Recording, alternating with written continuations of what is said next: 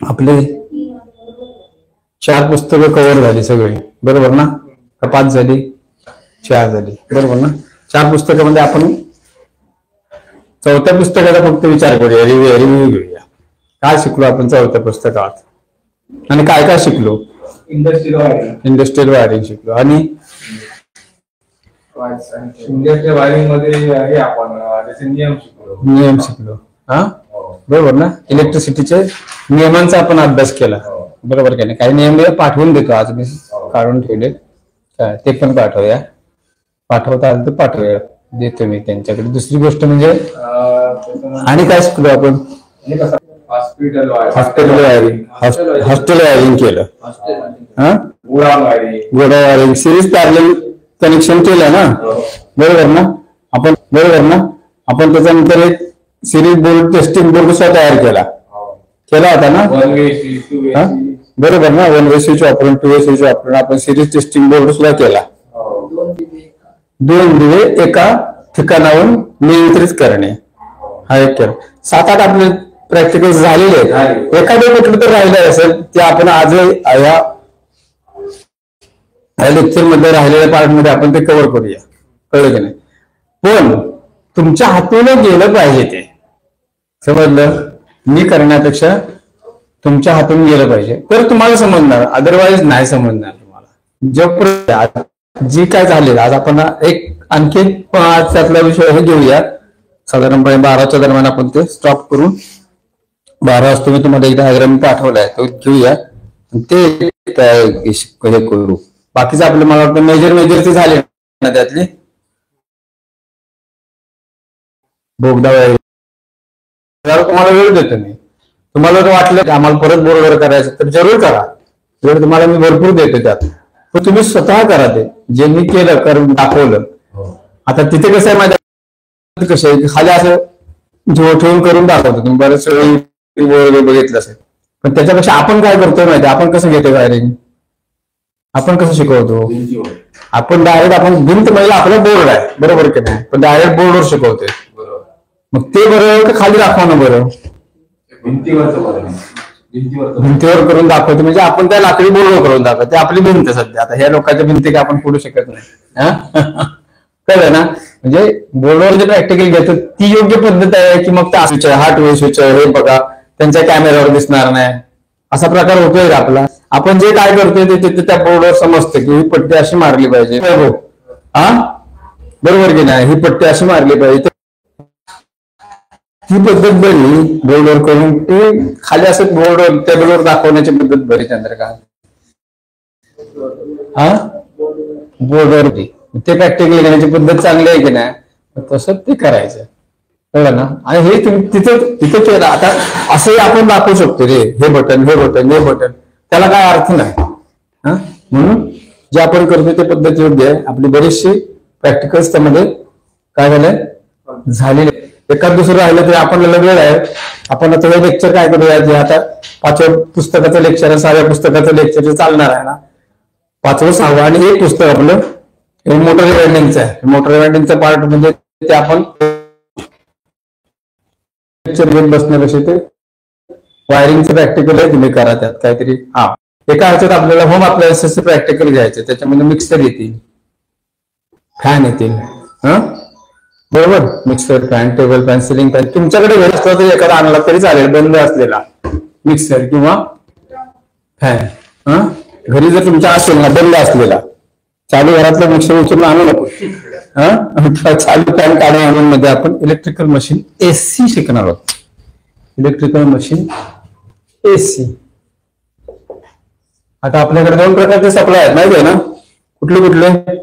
AC आणि DC. DC, बरोबर. त्यातला आज आपण इलेक्ट्रिकल मशीन एसी समज जाणार, आणि नेक्स्ट लेक्चर मध्ये आपण इलेक्ट्रिकल मशीन डीसी मध्ये जाणार. म्हणजे हे दोन्ही घटक आपल्या 11 आणि 12 बुक नंबर 5 मधले कव्हर होते, कळलं की नाही? बुक नंबर 5 मध्ये इलेक्ट्रिकल मशीन एसी आणि डीसी पूर्ण हा लेक्चरचा भाग आहे. त्यामध्ये प्रॅक्टिकल आज आपल्याला काही नाहीये. जिथे गरज असेल त्यावेळी मी सांगेन, कळलं की नाही? काय झालं? पुस्तक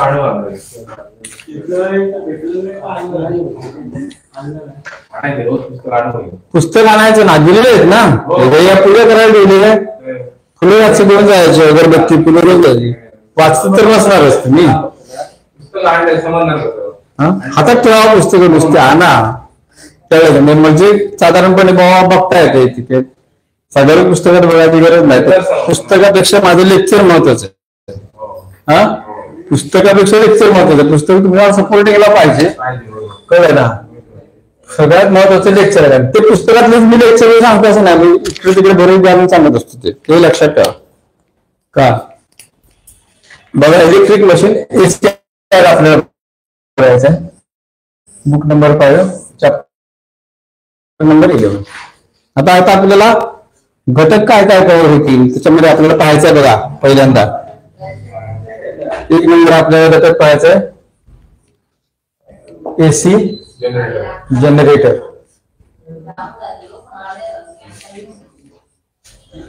2 नंबरला आपल्याला बघायचं आहे त्याच्यामध्ये ते बघू. एसी जनरेटर मध्ये काय काय बघणार आपण, त्याचं कार्य बघणार, बरोबर, प्रकार बघणार, रचना बघणार आणि टेस्टिंग बघणार. टेस्टिंग बघणार. 2 नंबर पॉइंट मध्ये आपण बघणार आहोत पुढच्या AC 3 phase motor. AC motor आहे, एसी 3 फेज मोटर पॉइंट आपण बघणार आहोत. AC 3 phase motor. पुढे 3 नंबरला मी पॉइंट सांगते, तिथलेच घेतले असं काय नाही, माझ्याकडचे तिथले तर असं काय नाही. ते 3 फेज इंडक्शन मोटरची रचना. 3 फेज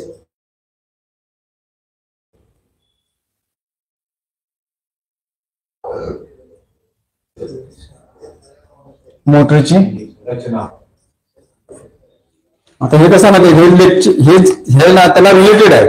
मी जे आता देतोय ते तुमच्या पुस्तकाला रिलेटेड आहे, पण पुस्तकापेक्षा मी सांगते ते डिटेल आहे. कळलं. नेहमीच माझ्या लेक्चरमध्ये हे लक्षात ठेवा की मी सगळं त्या पुस्तकातलं वाचून सांगते असातला भाग नाही, पण ऍडिशनल तुम्हाला सांगत असतो. ते ऍडिशनल महत्वाचं आहे. आता वायरिंगचे सगळे नियम तुमच्या पुस्तकात नाही आहे, ठराविक आहेत 4. हा, तुझ्यावर मी टाकलेलं आहे. तुम्ही जाताना ह्याच्याकडे दे, कोणाकडे, हा आपला सरांचा असिस्टंट, त्यांच्याकडे दे. 3रा पॉइंट झाला. 4था पॉइंट आपण आज अभ्यासणार आहोत. हा, त्याच्यामध्ये 3 फेज इंडक्शन मोटर आपण बघणार, त्याची रचना बघणार, बरोबर ना, कार्यप्रकार बघणार. पुढे बघणार 3 फेज इंडक्शन मोटरची कार्यपद्धती.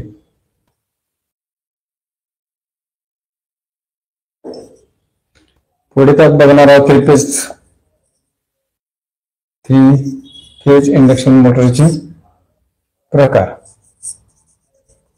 जेवढे असतील जेवढे.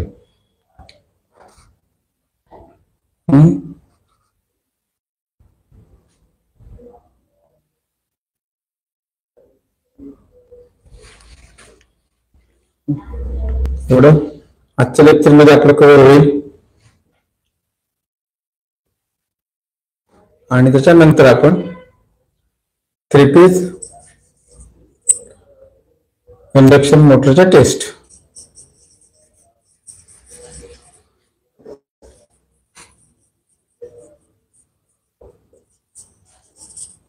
हा बघणार. एवढं कव्हर आपलं साधारणपणे आजच्या लेक्चर मध्ये होऊन जाईल.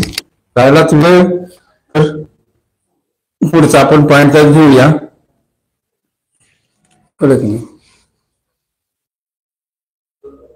तेवढं आपल्याला आजच्या लेक्चर मध्ये कव्हर करायचं. 4-5 लेक्चर आपले टोटल आहे, त्याच्यामुळे हळूहळू गेलं तरी चालतंय. स्पीडने जाण्याची काही गरज नाही. राहिलेल्या वेळात आपण प्रॅक्टिकल करूया. कारण या वर्षी मी ठरवलंय की प्रॅक्टिकलला जास्तीत जास्त महत्व द्यायचं.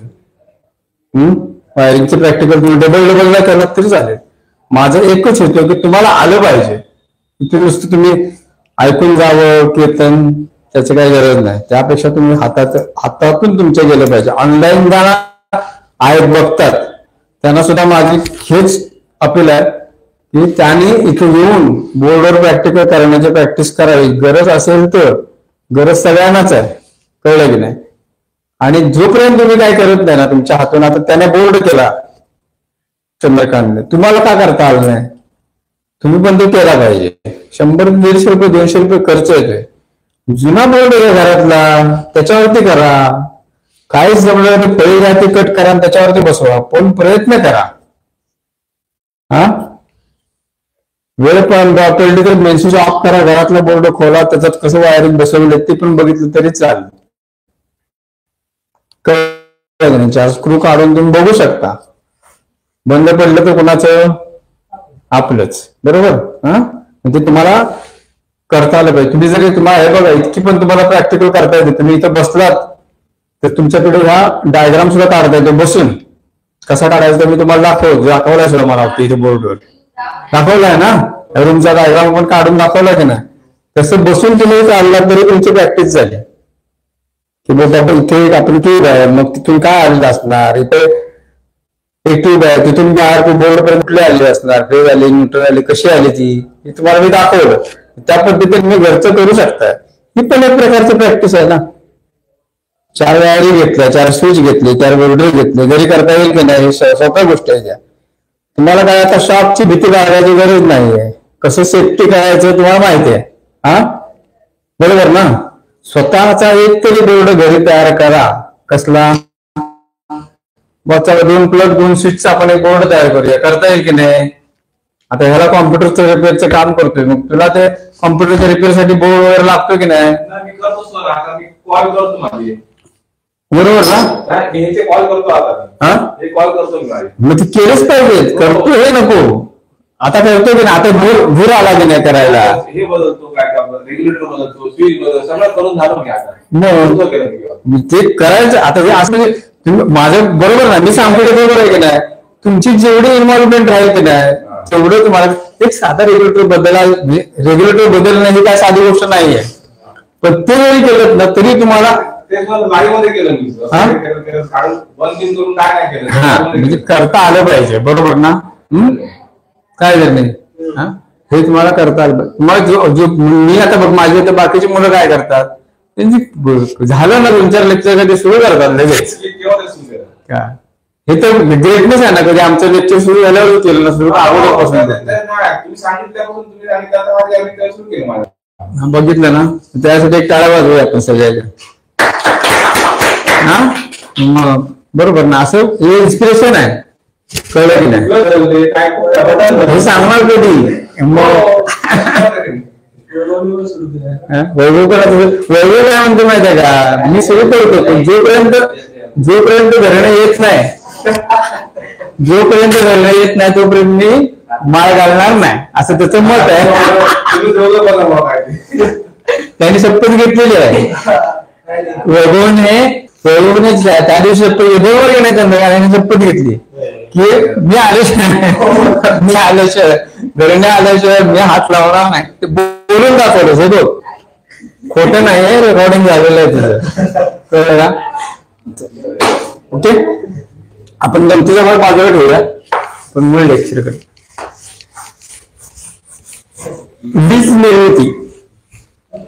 वीज निर्मितीमध्ये सगळ्यात मोठा रोल असतो जनरेटरचा. वीज निर्मितीमध्ये सगळ्यात महत्वाचा रोल असतो जनरेटरचा. टू जनरेट करणं म्हणजे काय? जनरेटर हा शब्द वेगळा. टू जनरेट पेन कधीच लिहित नाही कुठे बोलत जातो सगळं.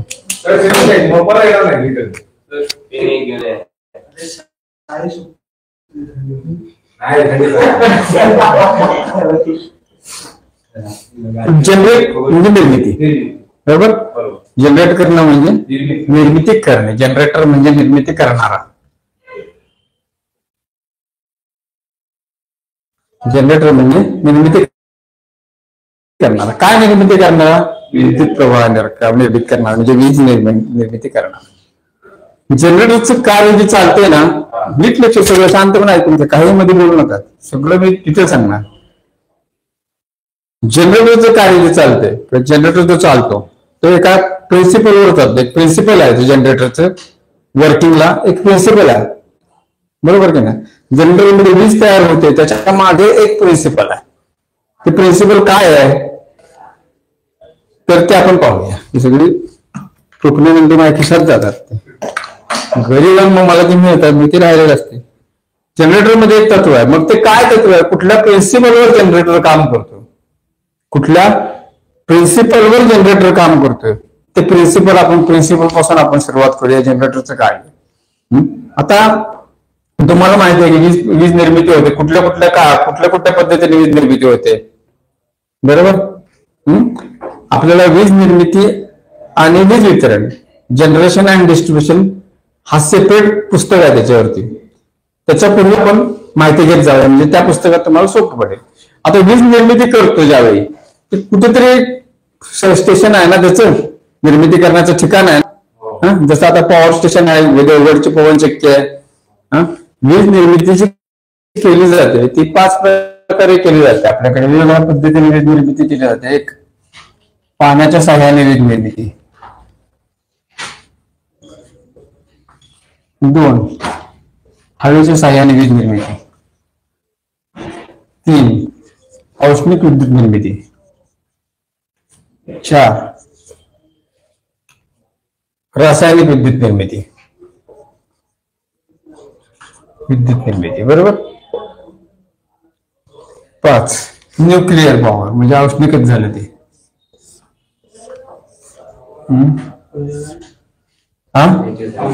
पाण्याच्या सहाय्याने, हवेच्या सहाय्याने, औष्णिक विद्युत निर्मिती. हा बरोबर, म्हणजे कोळशाच्या सहाय्याने आपण म्हणूया. ह्या वीज निर्मितीच्या पद्धती आहेत. आता हे सगळे जे आहेत ना, पाणी, हवा, कोळसा,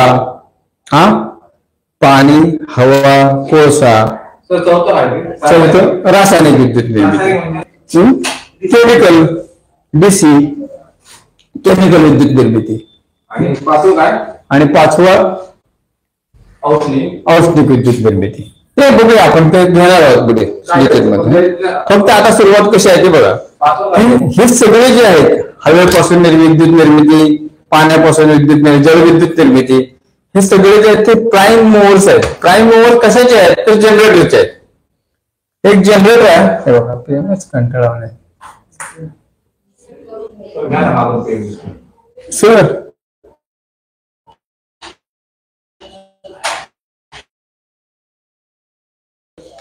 घेत नाही, बरोबर. आता जनरेटर फिरवण्यासाठी जी पद्धती वापरली जाते ती प्राईम मूव्हर्स आहेत. आता तुम्ही जनरली तुमच्या बघण्यातलं जनरेटर आहे बघा, बरोबर की नाही. डिझेलच्या सहाय्याने फिरवतात, पेट्रोलच्या सहाय्याने फिरवतात, बरोबर की नाही. तुमच्या बघण्यातलं जनरेटर आहे. जनरेटर स्थिर आहे, पण त्याला फिरवणारं कोण तर पाहिजे ना, गती देणारं, पॉवर तर पाहिजे ना, बरोबर की नाही. मग ते पॉवर देण्याचं काम कोण करतो, एक तर पाणी करतं, कोळसा करतो, हवेचा करतो, पवन विद्युत निर्मिती, जलविद्युत निर्मिती, रासायनिक विद्युत निर्मिती, बरोबर की नाही. हे सगळे विद्युत निर्मिती करणारे प्रकार आहेत, ह्याला म्हणतात प्राईम मूव्हर्स.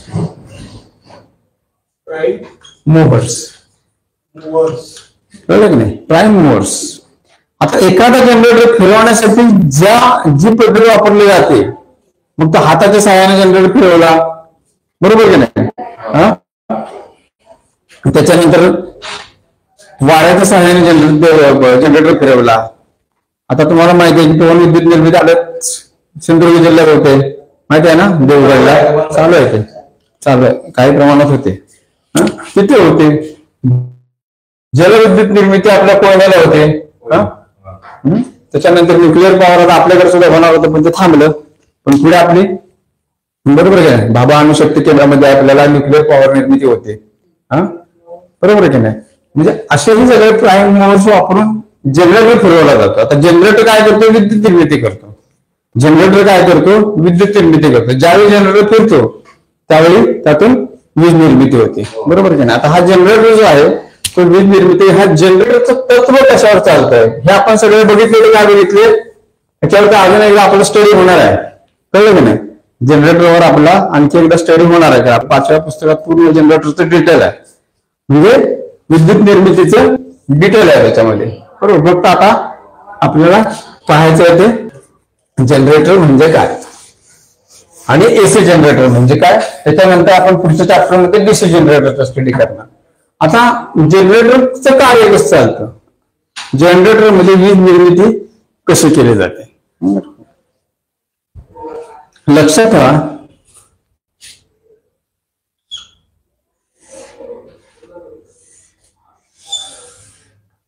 हा तुमच्या ओळखीचा पार्ट आहे, हा तुमच्या ओळखीचा पार्ट आहे, बरोबर ना. इथे नॉर्थ आहे, इथे साऊथ आहे. त्याला काय म्हणतात माहिती आहे का, काय म्हणतात. भौतिकशास्त्रात तुम्ही शिकलाय, हा काय म्हणतात त्याला, कसला मॅग्नेट म्हणतात. मॅग्नेटचे प्रकार आहेत ना, कसला कसला रे चंद्रकांत, कसला म्हणतात मॅग्नेटला, कसला म्हणतात मॅग्नेट. तुमचं भौतिकशास्त्र झालं 8वी पासून शिकलेलं असतं आपण, कुठे कसला नाव माहित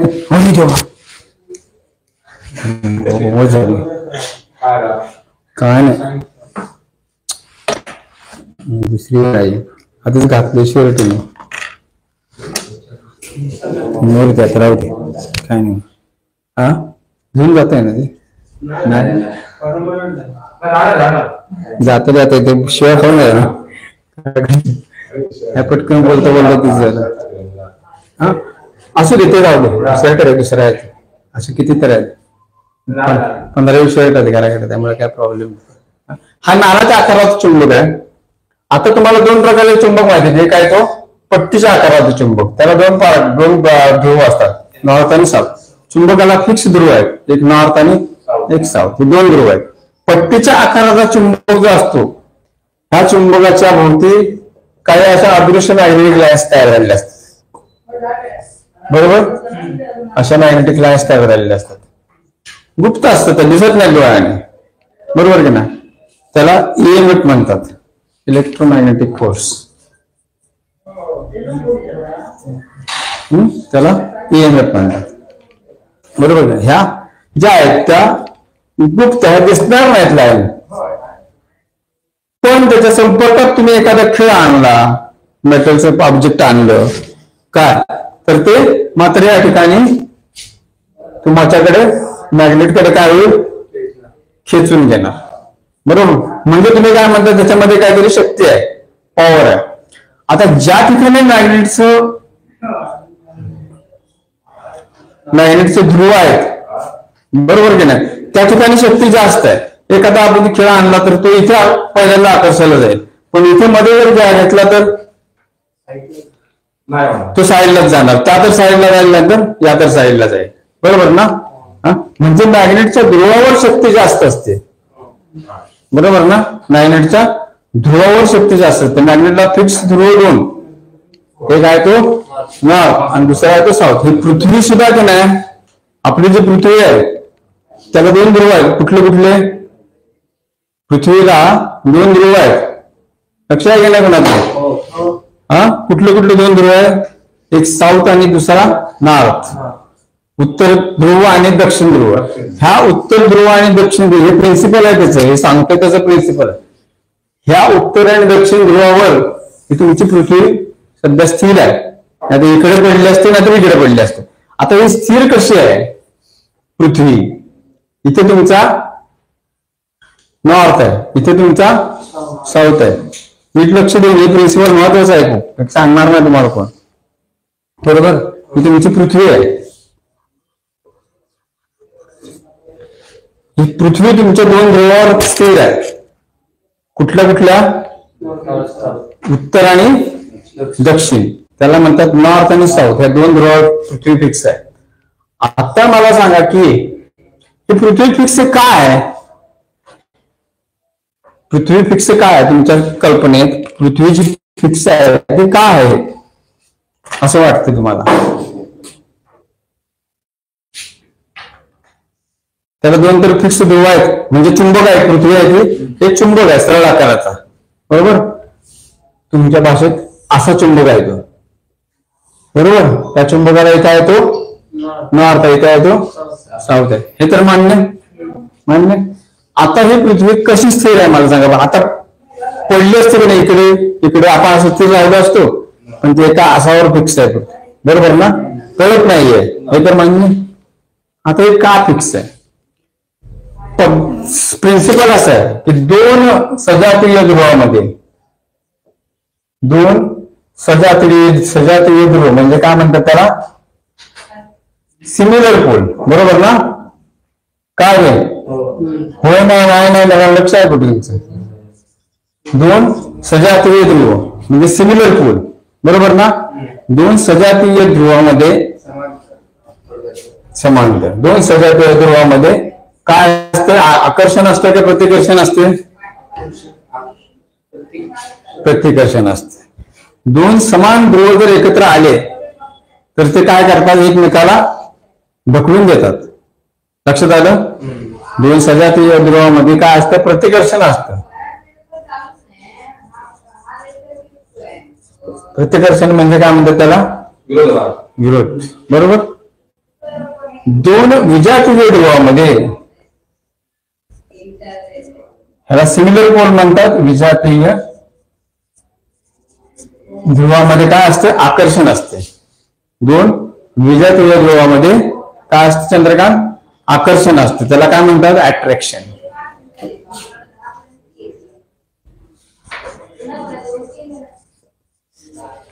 बरोबर. दोन विजातीय ध्रुवामध्ये प्रत्येक आकर्षण असते. आता दोन विजातीय ध्रुव, दोन सजातीय ध्रुव कुठले? दोन सजातीय ध्रुव म्हणजे नॉर्थ हा आणि दोन किंवा साऊथ, बरोबर ना. दोन विजातीय सजातीय ध्रुव म्हणजे कुठले? नॉर्थ किंवा साऊथ. दोन विजातीय ध्रुव कुठले असतील मग? नॉर्थ साऊथ और साऊथ. दोन विजातीय ध्रुव कुठले समजले? दोन सजातीय ध्रुव कुठले समजले? आता मला सांगा की नॉर्थ साऊथ मध्ये आकर्षण असेल की साऊथ मध्ये आकर्षण असेल? आकर्षण कशामध्ये? नॉर्थ साऊथ मध्ये आकर्षण असेल. प्रश्नच कन्फ्युजन टाकलाय मी तुम्हाला. कन्फ्युजन टाकलं. दोन नॉर्थ असतील आणि दोन साऊथ असतील तर कशात आकर्षण असतं आणि कशात प्रतिकर्षण असेल? नॉर्थ दोन सगळ्यात दोन. आता दोन तुम्हाला सांगितले. दोन नॉर्थ असतील आणि दोन साऊथ असतील. दोन नॉर्थ असतील आणि दोन साऊथ असतील तर कशात आकर्षण असेल आणि कशात प्रतिकर्षण असेल? एनएस मध्ये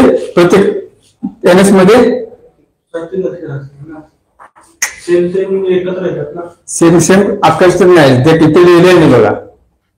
सिमिलर पोल जे असतील दोन तर त्याच्यात काय असणार आहे? प्रतिकर्षण. दोन विजातीय ध्रुव म्हणजे डिसिमिलर पोल्स.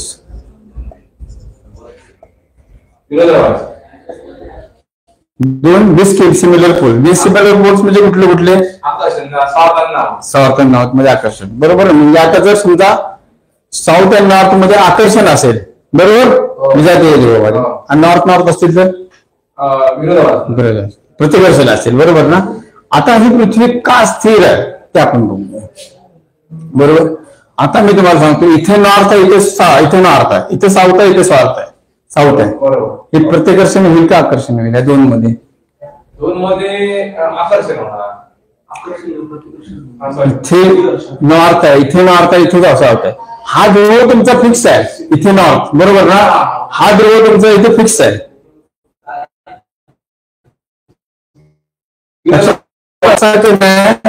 एक अदृश्य चुंबक वरती पण आहे आणि खाली पण आहे. आलं लक्षात? प्रिन्सिपल तुम्हाला तर समजणार, अदरवाईज समजणार ना. आता मला सांगा की इथे साऊथ आहे, इथे साऊथ आहे, इथे साऊथ आहे, इथे नॉर्थ आहे, इथे साऊथ आहे. त्या दोन्हीमध्ये आकर्षण असेल की प्रतिकर्षण असेल?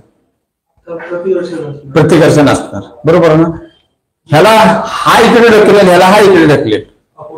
जर ओढून धरायचं असेल, जर ओढून धरायचं असेल तर काय करावं लागेल? म्हणजे स्थिर ठेवायचं असेल तर काय करावं लागेल? इथे नॉर्थला साऊथ द्यावं लागेल, बरोबर ना. आणि इथे साऊथला नॉर्थ द्यावं लागेल. आपलं प्रिन्सिपल काय? दोन विजातीय ध्रुवामध्ये आकर्षण असेल. हा साऊथ ह्या नॉर्थला काय करेल? आपल्याकडे ओढून घेईल. जवळ नॉर्थ आलं तर एकमेकापासून काय करणार? अलग करणार. दोन जर पोल अलग करणार की नाही. आता हा जर नॉर्थ इथे ठेवला, इथे नॉर्थ, इथे साऊथ ठेवला, इथे साऊथ ठेवला, दोघं एकमेकाला ढकलणार. ओढून धरतील का? मग इथे जर नॉर्थ असेल तर इथे कुठला पाहिजे? इथे साऊथ असेल तर इथे कुठला पाहिजे? इथे नॉर्थ असेल तर इथे कुठला पाहिजे? साऊथ पाहिजे, बरोबर. नॉर्थ आपला फिक्स, तर इथे काय पाहिजे? साऊथ पाहिजे. हा तुमचा उत्तर ध्रुव, काय म्हणतात त्याला? उत्तर ध्रुव. माहित आहे ना पृथ्वीला ध्रुव आहेत ते? हा, काही पण माहित नाही. भूगोल शिकलात ना तुम्ही?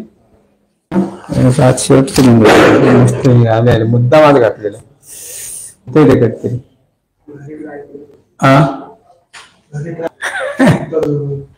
कळलं की नाही? भूगोल वाचा मग समजेल, बरोबर ना. हे दोन ध्रुव वेगवेगळे आहेत म्हणून पृथ्वी स्थिर आहे, पृथ्वी पडली असते. कळलं ना? ओढून घेतोय. बघा ना तुम्ही आता खेळाखाली ठेवा, खेळावर काय आहे? एक ध्रुव आहे, कुठला तर ध्रुव आहे खेळावरती. काय असेल बघ? नॉर्थ ध्रुव, नॉर्थ पोल त्याच्यावरती आहे खेळावरती. चुंबकामध्ये साऊथ पोल असेल. मग चुंबकाकडे खेळा कधी आकर्षला जाईल? बरोबर. डिसिमिलर असला तरच आकर्षला जाईल, बरोबर ना. बरोबर की नाही?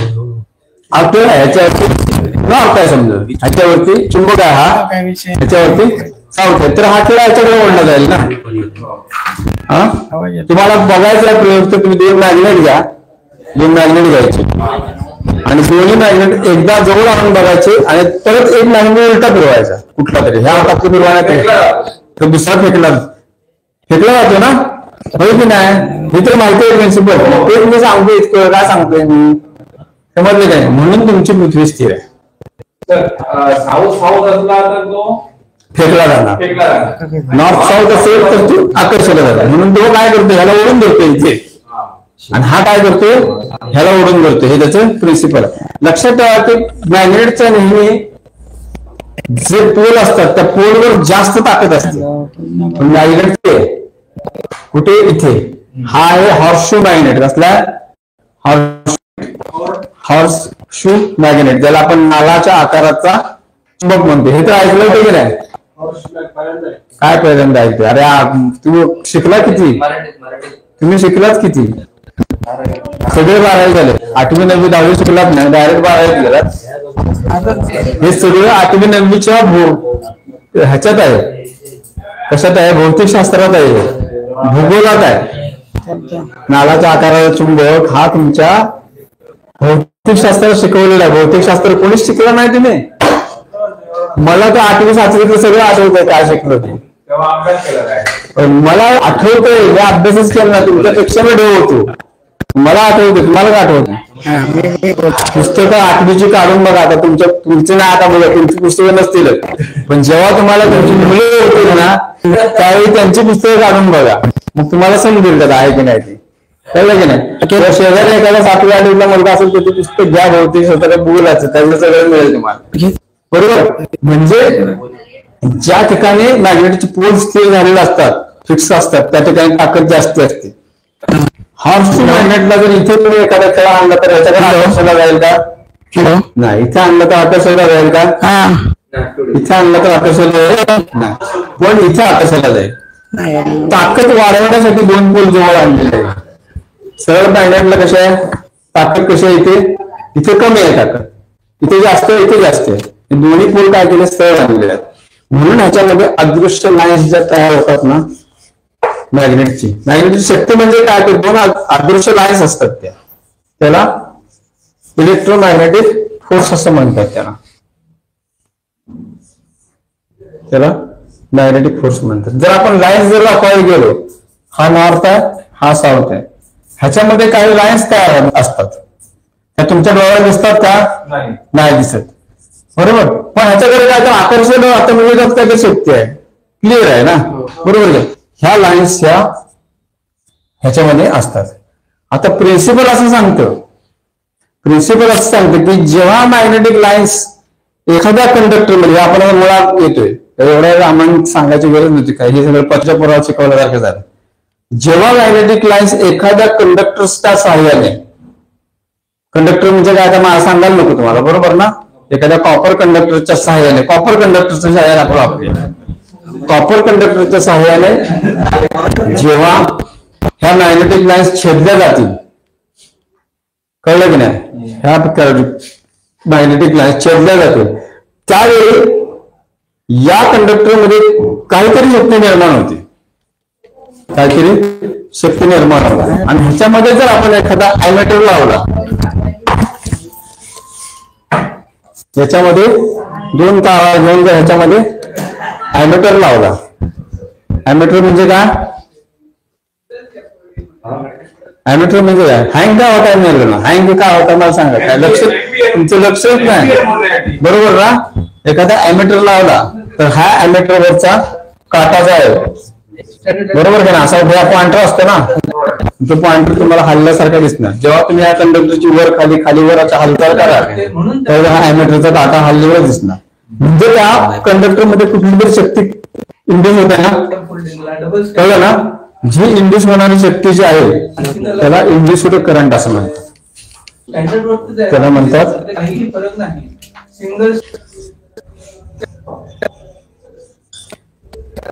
किंवा त्याला दुसऱ्या भाषेत म्हणतात इंडक्शन. सगळं प्रिन्सिपल तुमचा तो इंडक्शन मोटर, बरोबर का नाही, इंडक्शन फॅन, इंडक्शन गिझर, ह्या सगळ्या चालणार, कळलं. इंडक्शन हा शब्द तुम्हाला वारंवार येणार. आता इंडक्शन आताच्या मोटर वगैरे येणार का नाही, तर सगळं इंडक्शन मोटर असणार. मग इंडक्शन मोटर म्हणजे काय, एका कॉइल मधून दुसऱ्या कॉइल मध्ये परावर्तित होणारी शक्ती किंवा करंट. इथे पण तसंच झालं, या मॅग्नेट मधली शक्ती या कंडक्टर मध्ये आली, तुम्हाला ॲमेटरवर दाखवल्यामुळे समजली, डोळ्यात दिसली का नाही. समजा तुम्ही इथे एखादा बल्ब लावला असता तरी तो पेटणार, चमकणार, तो फक्त कमी शक्तीचा पाहिजे, मोठ्या शक्तीचा होणार. 100चा बल्ब लावला 1000चा पेटवून बघा, लहान पोरांचा खेळ बरोबर. कॉपर वापरावी, शक्यतो कॉपरचे वापरावे, कारण कॉपर हा कसा कंडक्टर आहे, गुड कंडक्टर आहे, म्हणून कॉपरची वायर त्या ठिकाणी वापरले जाते. बघा, ह्या झाला आपल्याला हॉर्स मॅग्नेटच्या बाबतीत झाली. आता या मॅग्नेटिक लाईन छेदल्यामुळे याच्यामध्ये काही शक्ती निर्माण झाली, बरोबर ना. आता जनरेटरचं जे कार्य चालतं ते ह्याच तत्वावर चालतं, पूर्ण जनरेटरचं कार्य चालतं ते ह्याच तत्वावर चालतं. आता जनरेटर मध्ये काय असतं बघूया.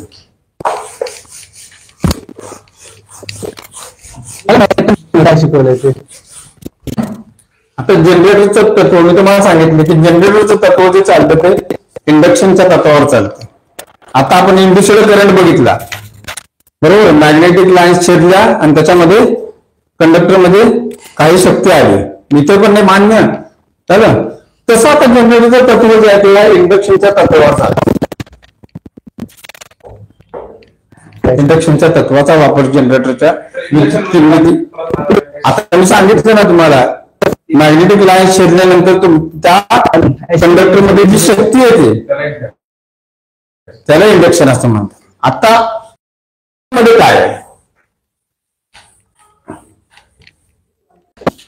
त्याच्यामधला पार्ट आहे. आता जनरेटर मध्ये काय,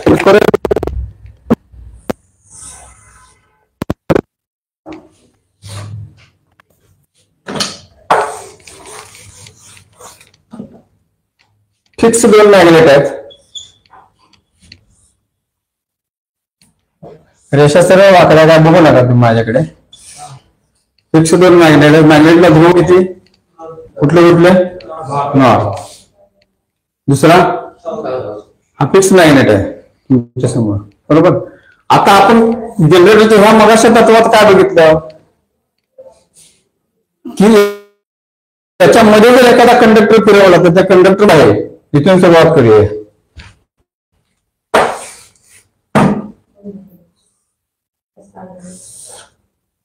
इथे तुमचा 0 आहे, बरोबर ना. आता हा कंडक्टर ज्यावेळी फिरायला सुरुवात होते ह्या दिशेने फिरतो तो पहिल्यांदा, परत तो इथे आला, परत तो इथे आला, परत तो इथे आला, परत तो इथे आला, परत तो इथे आला. इथे शक्ती कशी असेल? इथे शक्तीकडे आखरीकडे लक्ष देऊ नका, इकडे लक्ष द्या. इथे 4 आणि ते 5 टक्के. 1 2 फिरला, बरोबर. आता तो पॉझिटिव्ह दिशेने अर्धा फिरला, निगेटिव्ह दिशेने तो काय केला? अर्धा फिरला. किती अंशाचं सर्कल पूर्ण झालं? 360 अंशाचं पूर्ण झालं. हा तो सर्कल पूर्ण झालं त्याला एक फेज म्हणतात. एक फेज. एक कंडक्टर जेव्हा मॅग्नेटिक फील्ड मधून फिरतो त्यावेळी सिंगल फेजची निर्मिती होते. एक कंडक्टर जेव्हा मॅग्नेटिक फील्ड मधून फिरतो त्यावेळी सिंगल फेजची निर्मिती होते म्हणून आपण सिंगल फेज म्हणतो. एका कंडक्टर मध्ये एक फेज येतोय. दोन कंडक्टर जर फिरवले आपण याच्यातून आणखी एक कंडक्टर फिरवला असता, आता हा असा झाला, आणखी एक असा टाकला असता. मी आता काढून दाखवतो तुम्हाला फक्त, बरोबर. हे 2 झाले आणि हा तिसरा झाला, बरोबर. कंडक्टर किती झाले आपल्याला? टोटल 3 झाले, बरोबर. 1 झाला, 2 झाले, 3 झाले. आता हे 3 कंडक्टर एका विशिष्ट अंशात फिरतात, बरोबर. जवळजवळ नाही पण त्याच्यामध्ये काही अंतर केलंय. मग ते किती अंशात फिरतात? तर त्याच्यामध्ये 120 अंशाचा फेज डिफरन्स ठेवला जातो. 120 अंशाचा. 120 अंशानंतर दुसरा कंडक्टर, 120 अंशानंतर तिसरा कंडक्टर. किती झाले टोटल? 120 किती झाले टोटल? अंश किती आहेत आपल्याकडे? 360. सर्कल किती अंशाचा आहे? 360. बघा, हे 360 अंश पूर्ण करतो म्हणजे एक सर्कल पूर्ण करतो एक कंडक्टर, बरोबर. म्हणजे त्याला आपण काय म्हणतो? 1 फेज. दोन कंडक्टर ज्यावेळी त्याच मॅग्नेटिक फील्ड मधून फिरतात 2 फेज झाले. 3 कंडक्टर ज्यावेळी त्याच फील्ड मधून फिरतात त्यावेळी 3 फेज झाले. म्हणून आपल्याला नारळ पडला आणि कुठला होते तिकडे काच फुटली आमची. 3 कंडक्टर ज्यावेळी फिरतात त्यावेळी 3 फेजची निर्मिती झाली. तिकडे जायचं ह्याची काच असणार ती वरती ह्याला लावली. जाऊ दे, तिकडे लक्ष देऊ नका, ते महत्वाचं नाही आपल्या दृष्टिकोनातून, बरोबर. म्हणजे मॅग्नेटिक फील्ड मधून, म्हणजे मॅग्नेटिक, आता तुम्हाला समजते की मॅग्नेटिक फील्ड मधून जेव्हा कंडक्टर फिरतो त्यावेळी त्यामध्ये काहीतरी शक्ती इंड्यूस होते, त्याला आपण इंडक्शन करंट म्हटलेलं आहे. कळलं की नाही? आता क्लिअर झालं जनरेटर. आता जनरेटरची निर्मिती अशीच होते. जनरेटर मध्ये काय होतं की ह्या जनरेटरला एखाद्या, आता हा जो करंट तयार होत आहे, बरोबर, तुम्हाला परत काढतो. 3 फेज पण जनरेटर असतात, सिंगल फेजचे जनरेटर, जास्तीत जास्त 3 फेजचे जनरेटर. आता परत काढू येते मोठे असतात जनरेटर, तेच केरियमध्ये 3 फेजचे सगळे. सिंगल फेज येतात काय? त्यातून एक फेज काढतात त्या सिंगल फेज करतात. एक फेज एक मोटर काढतात. सगळे आपल्या 3 फेज लाईन सारखं जनरेटरचं काम. आता 3 फेज लाईन हे कुठून आली? जनरेटर पासूनच आली ना. जनरेटर निर्मिती केली म्हणून आपल्याला 3 फेज लाईन नाही आली. आता ही जर 3 फेज लाईन आपल्याला 3 फेज मिळत असतील तर जनरेटर किती फेज निर्माण करत असणार? माझं म्हणणं काय, 3 फेज जो तुम्ही जनरेटर म्हणता, हो, तो समजा बिल्डिंगला लावतात, तो 3 फेज असतो का मोठा? गरज असेल तिथे 3 फेज असते. आता तोही 3 फेज असतोय, मोठा जो येतोय की नाही तो 3 फेजचा जनरेटर असतोय, बरोबर. आता त्यातून तर 3 फेज काढतात आणि म्हणजे असं आपण हे काढतोय ना, 3 फेज आणि एक मोटर काढतो आणि हे काढतो, सेम त्याचीच पोझिशन आहे ती. तीन फेज एका समजा बिल्डिंग सिंगल फेज असतो ना आपल्याला, मग त्यातला एक फेज आणि एक न्यूट्रल घेतली जाते. दोनचं काय करतात ते? दोन म्हणजे दोनवर दुसऱ्या फेजचा लोड ना, दुसऱ्या फेज तिसरा देतात. आता आपण बघितलं 120 अंशात घेतो बरोबर. आपल्याकडे 3 फेज सप्लाय जो आहे 415 काय आहे? 415 एका फेज मध्ये काय नाही, तीन टोटल आहे. टोटल येते ती. आता तुम्ही जर अशी टोटल काढायला गेला तर किती होईल सांगा? 220 प्लस 220 प्लस 220 460 किती होणार? व्यतिरिक्त 660 होणार. तर तसं नसतंय ते, त्याचंही वेगळं सूत्र आहे. त्या सूत्रानुसार ते काढलं जातं. म्हणून आपल्याकडे सिंगल फेजला 220 कसा भेटतो? मग त्यातलं एक आपण फेज आणि न्यूट्रल घेतो. नाही आता एक आता आपण काढलं की नाही, तुम्ही पुढचे म्हणजे जे सांगितलेलं आहे ते बरोबर विचारलं असतं. मी मागे सांगून गेलं होते तेच मला बरोबर विचारलं तुम्ही, त्यात वेळ गेला आपला आता बरोबर का नाही. एक फेज 220 व्होल्टचा, दुसरा फेज 220 व्होल्टचा आणि तिसरा फेज 220 व्होल्टचा. कधी होतो? एक न्यूट्रल एक फेज घेतला का 220 व्होल्ट झालं.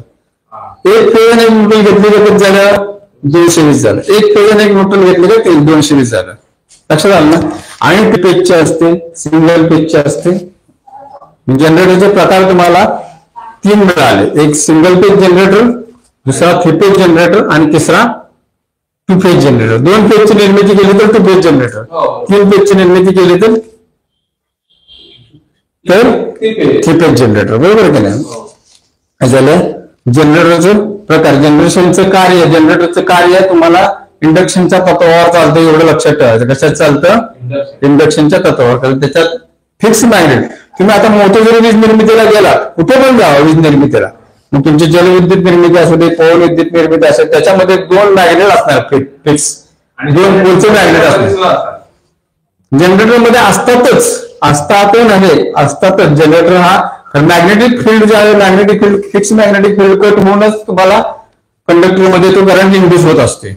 कळलं की नाही. आता तिथे काय आहे जनरेटरमध्ये, काय मूळ जिथे विद्युत निर्मिती केली जाते तिथे काय आहे बघूया.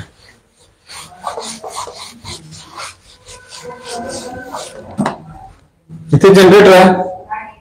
आता जनरेटरमध्ये काय काय तुम्हाला मी सांगितलेलं आहे बरोबर. वाइंडिंग आहे ते 3 फेजचं.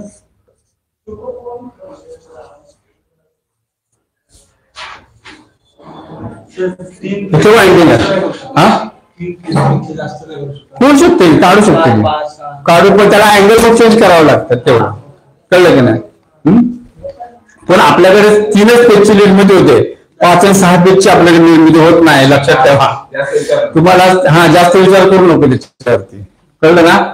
आता इथे जनरेटर आहे. जनरेटरमध्ये हा परमनंट मॅग्नेट आहे, फिरतोय बरोबर.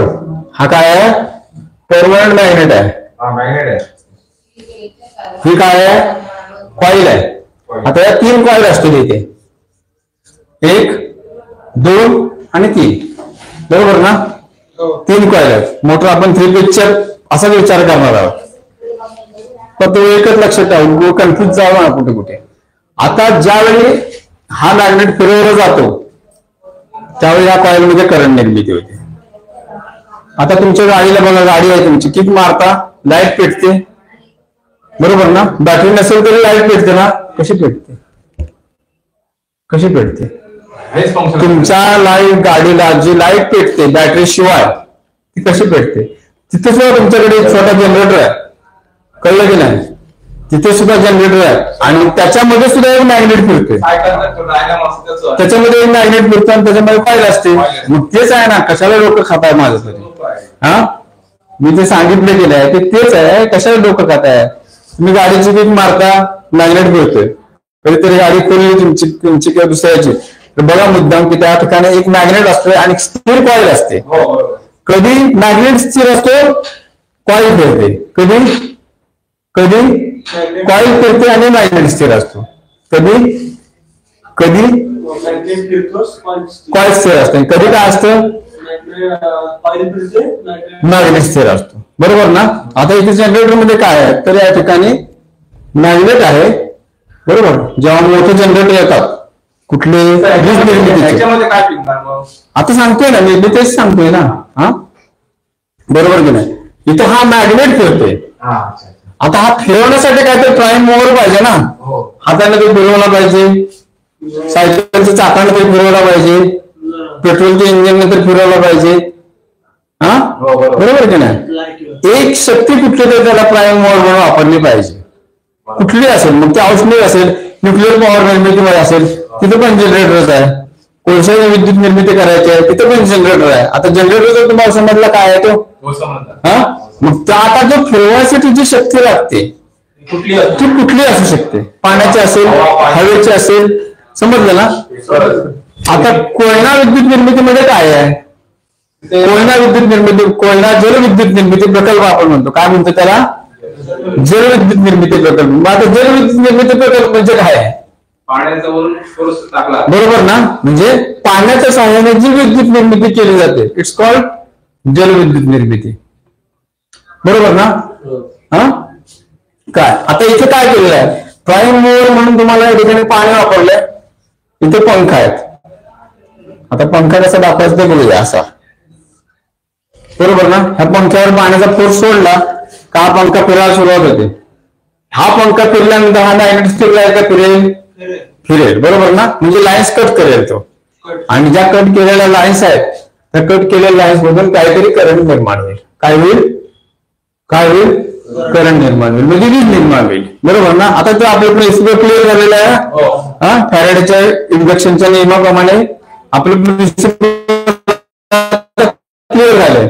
हा बरोबर ना. एखाद्या कॉईल होती, पाणी पडल्यानंतर हा फिरणार. बघा ना प्रयोग करून तुम्ही. घरचा फॅन कानावर म्हणून लावा, फॅन फिरतो की नाही बघा. अरे घरातला फॅन आहे की नाही त्याच्यावरती पाणी सोडा असं जोरात पर्सने, फॅन फिरेल की नाही. मग साहजिकच आहे ना. आता ती शक्ती आपण लावते. गाडीचा आर्मेचर फिरतो त्याला कुठली तर शक्ती लावतो ना आपण, लावली की नाही. मोटर स्टार्टर तर लावतो, नाहीतर काय करते, किक मारते आणि इंजिन स्टार्ट करते, म्हणजे पेट्रोलचा वापर करतो, बरोबर ना. पेट्रोलची शक्ती वापरते. साधा जनरेटर आपण घरी नेतोय बघा फंक्शन मध्ये, त्याला काय करतो, डिझेल किंवा पेट्रोल टाकतो. आता पेट्रोल आणि डिझेल हे काय आहे, त्याची प्राईम मोवर आहे ना. पंप म्हणजे ती पॉवर मोवर आहे ना, इंजिन म्हणजे ते प्राईम मोवर आहे. जेव्हा पवन विद्युत निर्मिती होते ना, तिथे काय असतं, तिथे पण जनरेटर बसवलेला आहे. हा जनरेटर आहे इथे, त्याच्या डोक्यावर, तर इथे त्याचे फॅन आहेत ना असे. हा फॅन हवेच्या सहाय्याने फिरतो, जनरेटर फिरतो. जनरेटर फिरला का वीज निर्मिती होते, पवन विद्युत निर्मिती. कशाला आता यावेळी डिटेल सांगायची काही आवश्यकता नाही मला वाटतं, बरोबर ना. म्हणजे जनरेटर फिरवण्यासाठी बरोबर कुठल्या तरी प्राईम मोवरची गरज आहे, बरोबर, समजलं ना. त्यातून आपल्याला जे लाईन मिळते ती विद्युत शक्ती आहे, ती मधून करंट बाहेर पडतो, तो एसी जनरेटर. आता आपण शिकलो ते एसी जनरेटर आहे, त्याचं डीसी मध्ये कन्व्हर्शन होतं. मग त्याला कन्व्हर्टर्स वापरलं. डीसी नसतोय, डीसी नसतोच, कळलं की नाही. डीसी तुम्हाला कधी करंट तयार होईल, ज्यावेळी त्याचं कन्व्हर्शन होतं ते सांगतोय पुढे आपल्याला. डीसी जनरेटर येणार त्यावेळी सांगतोय, कळलं की नाही. आता तुम्हाला जनरेटर मधून, आता तुमच्या गाडीचा आर्मेचर मधून सुद्धा मिळाला जो करंट असतोय आर्मेचर मधून, तो सुद्धा एसी प्रवाह असतो, कळलं की ना. त्याला अल्टरनेटर म्हणतात. मग अल्टरनेटर मधून आलेला प्रवाह तो एसीच असतोय. अल्टरनेटिव्ह याचा अर्थ काय, तर जो अल्टरनेटिव्ह करंट देतो, कळलं की नाही, जो अल्टरनेटिव्ह करंट देतो तो एसी असतो. अल्टरनेटिव्ह करंट हा एसीच असतोय. कधी पाण्याचा फोर्स कमी असेल त्याच्यानुसार जनरेटर पडली. मग आता ही शक्ती कमी जास्त जेव्हा होते त्यावेळी शक्ती वाढण्याच्या आणि किंवा कॉन्स्टंट जेव्हा होते त्यावेळी शक्ती वाढण्याच्या आणि किंवा कॉन्स्टंट होण्याचं काम पुढे केलं जातं. आता ही शक्ती जी आहे ती कमी किंवा जास्त करण्याचं काम केलं जातं. पुढे मी समजावून सांगतो, पण आता जनरल पण येऊया. इथे मग त्याला ट्रान्सफॉर्मर वापरले जातात. 2 3 2 3 2 3 हा पुढे बाहेर येणार आहे. जास्त डिटेल विचारू नको, कारण इथेच भेटते मग ते पुढचं सगळं तसंच राहील. आता ह्या ज्या लाईन्स आहेत ते ट्रान्सफॉर्मरचं काम आहे, ते कमी ट्रान्सफॉर्मरचं काम काय, तर कमी शक्तीचं जास्त शक्तीमध्ये रूपांतर करणं किंवा जास्त शक्ती झाली तरी ते कमी करणं, स्टेप अप करणं किंवा स्टेप डाऊन करणं, त्यासाठी इथे ट्रान्सफॉर्मर वापरतात. TR1. आणि ट्रान्सफॉर्मरच्या सेकंडरी पासून ज्या लाईन येतात आपल्याकडे, कळलं की नाही, जनरेशन सिस्टीम पासून ती जी लाईन आली ती तुम्हाला टॉवर लाईन दिसतात ना सगळ्या, तर टॉवर लाईन मार्फत आपल्याकडे ती लाईन येते. त्याच्यानंतर तुम्हाला सबस्टेशन दिसणार. ती सगळी टॉवर लाईन एका विशिष्ट ठिकाणी जाते सबस्टेशन मध्ये. तिथे परत ट्रान्सफॉर्मर बसवलेले आहेत, कारण कमी झालेली शक्ती परत वाढवायला पाहिजे. एसी प्रवाहाची शक्ती की नाही काही ठराविक अंतरापर्यंत असते, त्याच्यानंतर ती कमी होते. किंवा आता मुंबईला जायचं आहे तुम्हाला, इथून जनरेशन सिस्टीम मध्ये आपण आहोत, मुंबईला जायचं इथून तुम्ही, तर चिपळूणमध्ये थांबून तुम्ही नाश्ता करता ना उतरल्यावर, का करता? तुमची शक्ती गेलेली असते ना प्रवासात. मग तसंच आहे ते, वीज निर्मिती केलेल्या ठिकाणापासून वीज निर्मिती ग्राहकापर्यंत येईपर्यंत तिची शक्ती कमी झालेली असते. मग ती वाढवण्यासाठी त्याच्यासाठी मध्ये ट्रान्सफॉर्मर वापरले जातात. प्रत्येक सबस्टेशन मध्ये ट्रान्सफॉर्मर आहे. आलेली शक्ती कमी झालेली असते ती परत वाढवायची, त्याला ट्रान्सफॉर्मर करायचं. ट्रान्सफॉर्मर म्हणजे ट्रान्सफॉर्मेशन, एका सर्किट मधून दुसऱ्या सर्किट मध्ये जाणं, इट्स कॉल्ड ट्रान्सफॉर्मर. पुढे चॅप्टर आपण घेणार आहोत त्याचा, कळलं की नाही?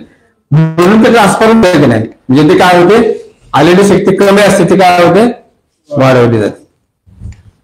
इथेपर्यंत तुम्हाला जनरेटरचं तत्व समजलं? ओके. याच्यात जास्त डिटेल मध्ये जावं लागेल. जनरेटरचं तत्व काय आहे, कार्य काय आहे, त्याच्यावर तुमच्या पुस्तकात सुद्धा आहे, कळलं की नाही?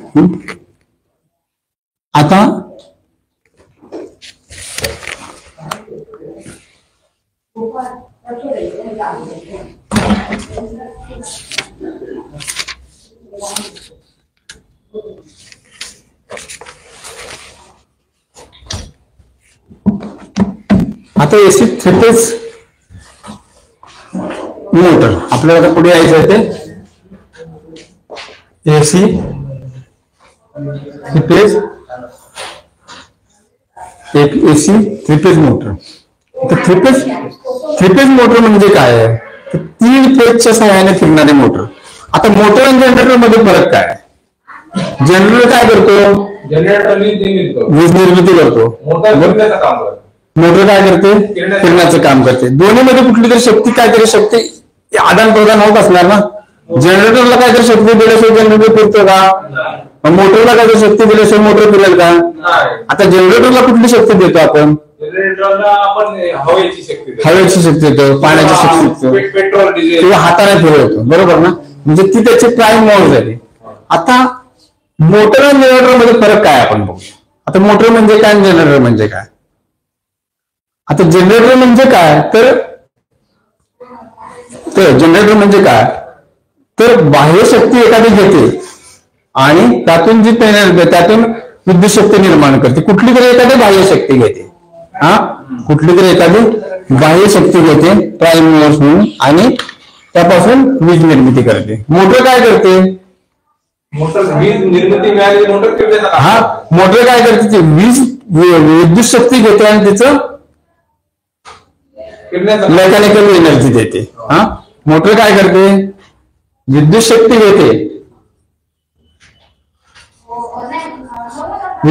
घेते, आणि तिचं मेकॅनिकल एनर्जी देते.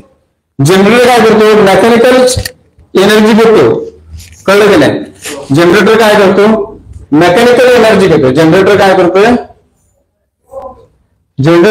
मेकॅनिकल एनर्जी घेतो. आता मेकॅनिकल एनर्जी म्हणजे तुम्हाला समजते कुठली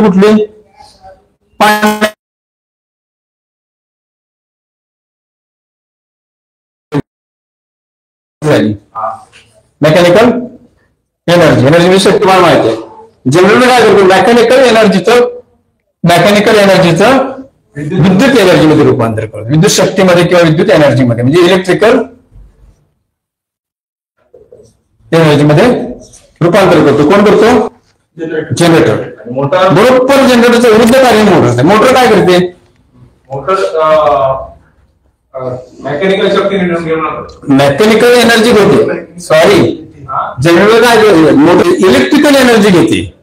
इलेक्ट्रिकल एनर्जी मी काय म्हटलं, उलट आहे बरोबर. इलेक्ट्रिकल एनर्जी घेते म्हणजे विद्युत शक्ती घेते, बरोबर ना?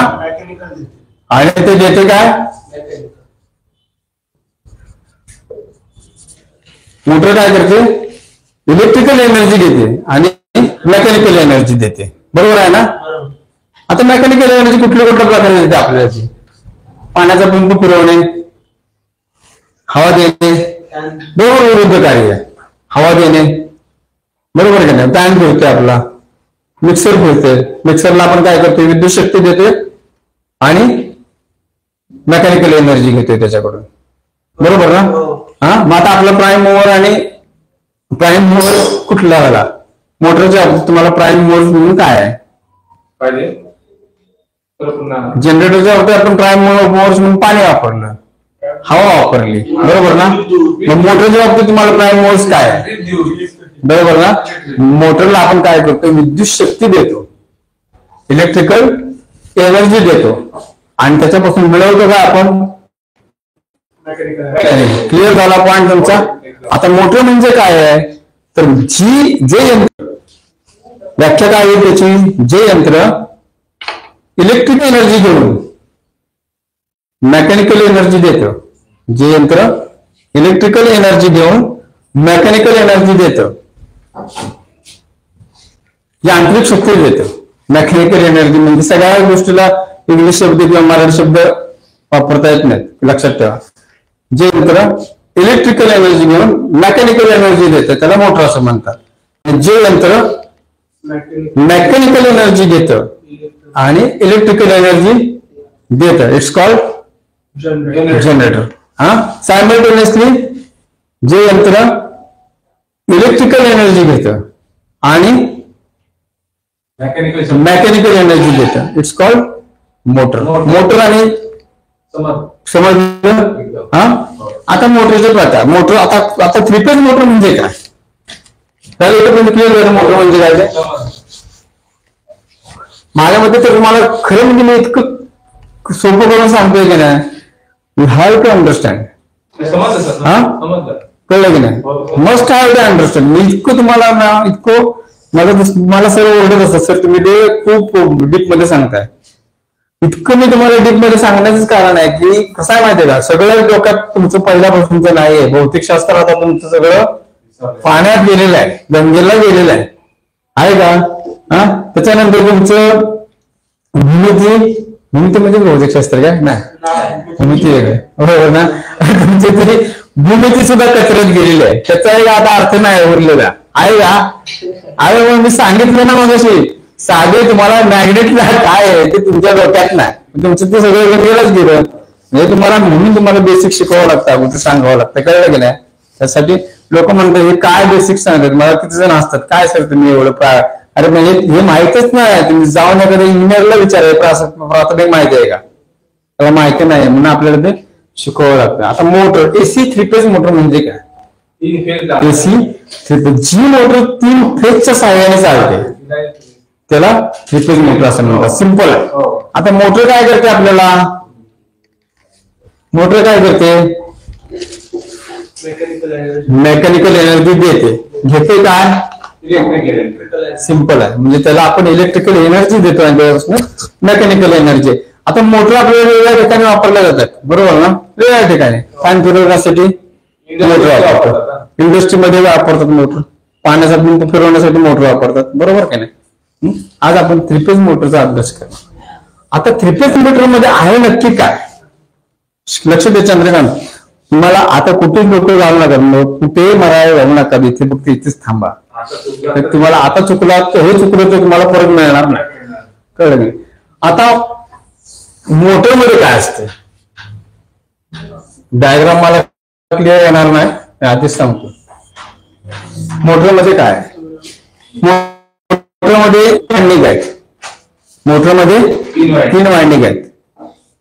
पहिलं एक, मी असं काढून दाखवतो, 2 आणि 3 वायंडिंग आहेत. 1, 2 आणि 3 वायंडिंग आहेत. तिन्ही वायंडिंग किती अंशाच्या कोनात फिक्स केलेले असते? 120 अंशाच्या कोनात फिक्स केलेले असते. किती? 120 अंश कोनात. प्रिन्सिपल काय सांगते आपलं, की ज्यावेळी एखाद्या कॉइलला, एक कॉइल म्हणजे काय आहे, कॉइल म्हणजे कंडक्टर. तर कंडक्टर म्हणजे काय म्हणतात विचारलं तर खानकन एक लावून देते कानाखाली, समजलं ना? असली वादळ होते की नाही, तिथून परत तुमचा आवाजच आला पाहिजे, मॅग्नेटिक फील्डची निर्मिती होते.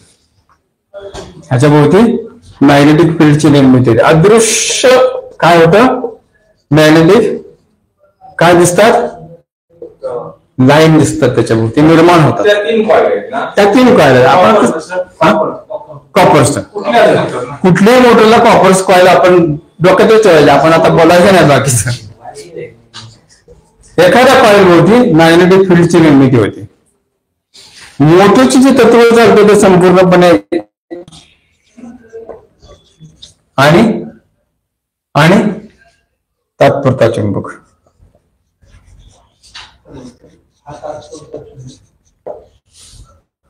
काय देऊया, सप्लाय देऊया. ह्या कॉइल भोवती काहीतरी मॅग्नेटिक लाईन्स तयार होतील, व्होल्टेज दिल्यानंतर होतील ना, बरोबर ना. हाच मग उलटा काढलाय, काय फरक केलेला नाही. इथे काय केलंय, ह्या कॉइल भोवती काही मॅग्नेटिक लाईन्स तयार होतील, बरोबर ना. ह्या मॅग्नेटिक लाईन्स तयार झालेल्या एकत्रित आणण्यासाठी त्याच्यामध्ये एक ऑब्जेक्ट टाकलं, पोलादाचा तुकडा, त्याला आपण खिळा म्हणूया, तुमच्या भाषेत एक खिळा म्हणूया, कळलं की नाही. हा मॅग्नेटिक लाईन्सच्या संपर्कात एक खिळा जर आणला तर ह्या सगळ्या मॅग्नेटिक लाईन्स काय होतील, तर खिळ्याकडे आकर्षण जाते, बरोबर ना, एकत्र होतील. हा, आता मला सांगा की ह्या खिळ्यामध्ये जर आकर्षित झाल्या तर आणि या खिळ्याच्या संपर्कात एखादा दुसरं काहीतरी लोखंडी ऑब्जेक्ट आणलं तर त्या खिळ्याकडे आकर्षण होईल की नाही, कधीपर्यंत होईल, जोपर्यंत त्याच्यामधून सप्लाय वाहतो तोपर्यंत होईल, बरोबर ना. सप्लाय बंद केला त्यातलं मॅग्नेट संपलं, म्हणून त्याला काय म्हणतात, तात्पुरता चुंबक. मोटर मध्ये जे कार्य चालते ते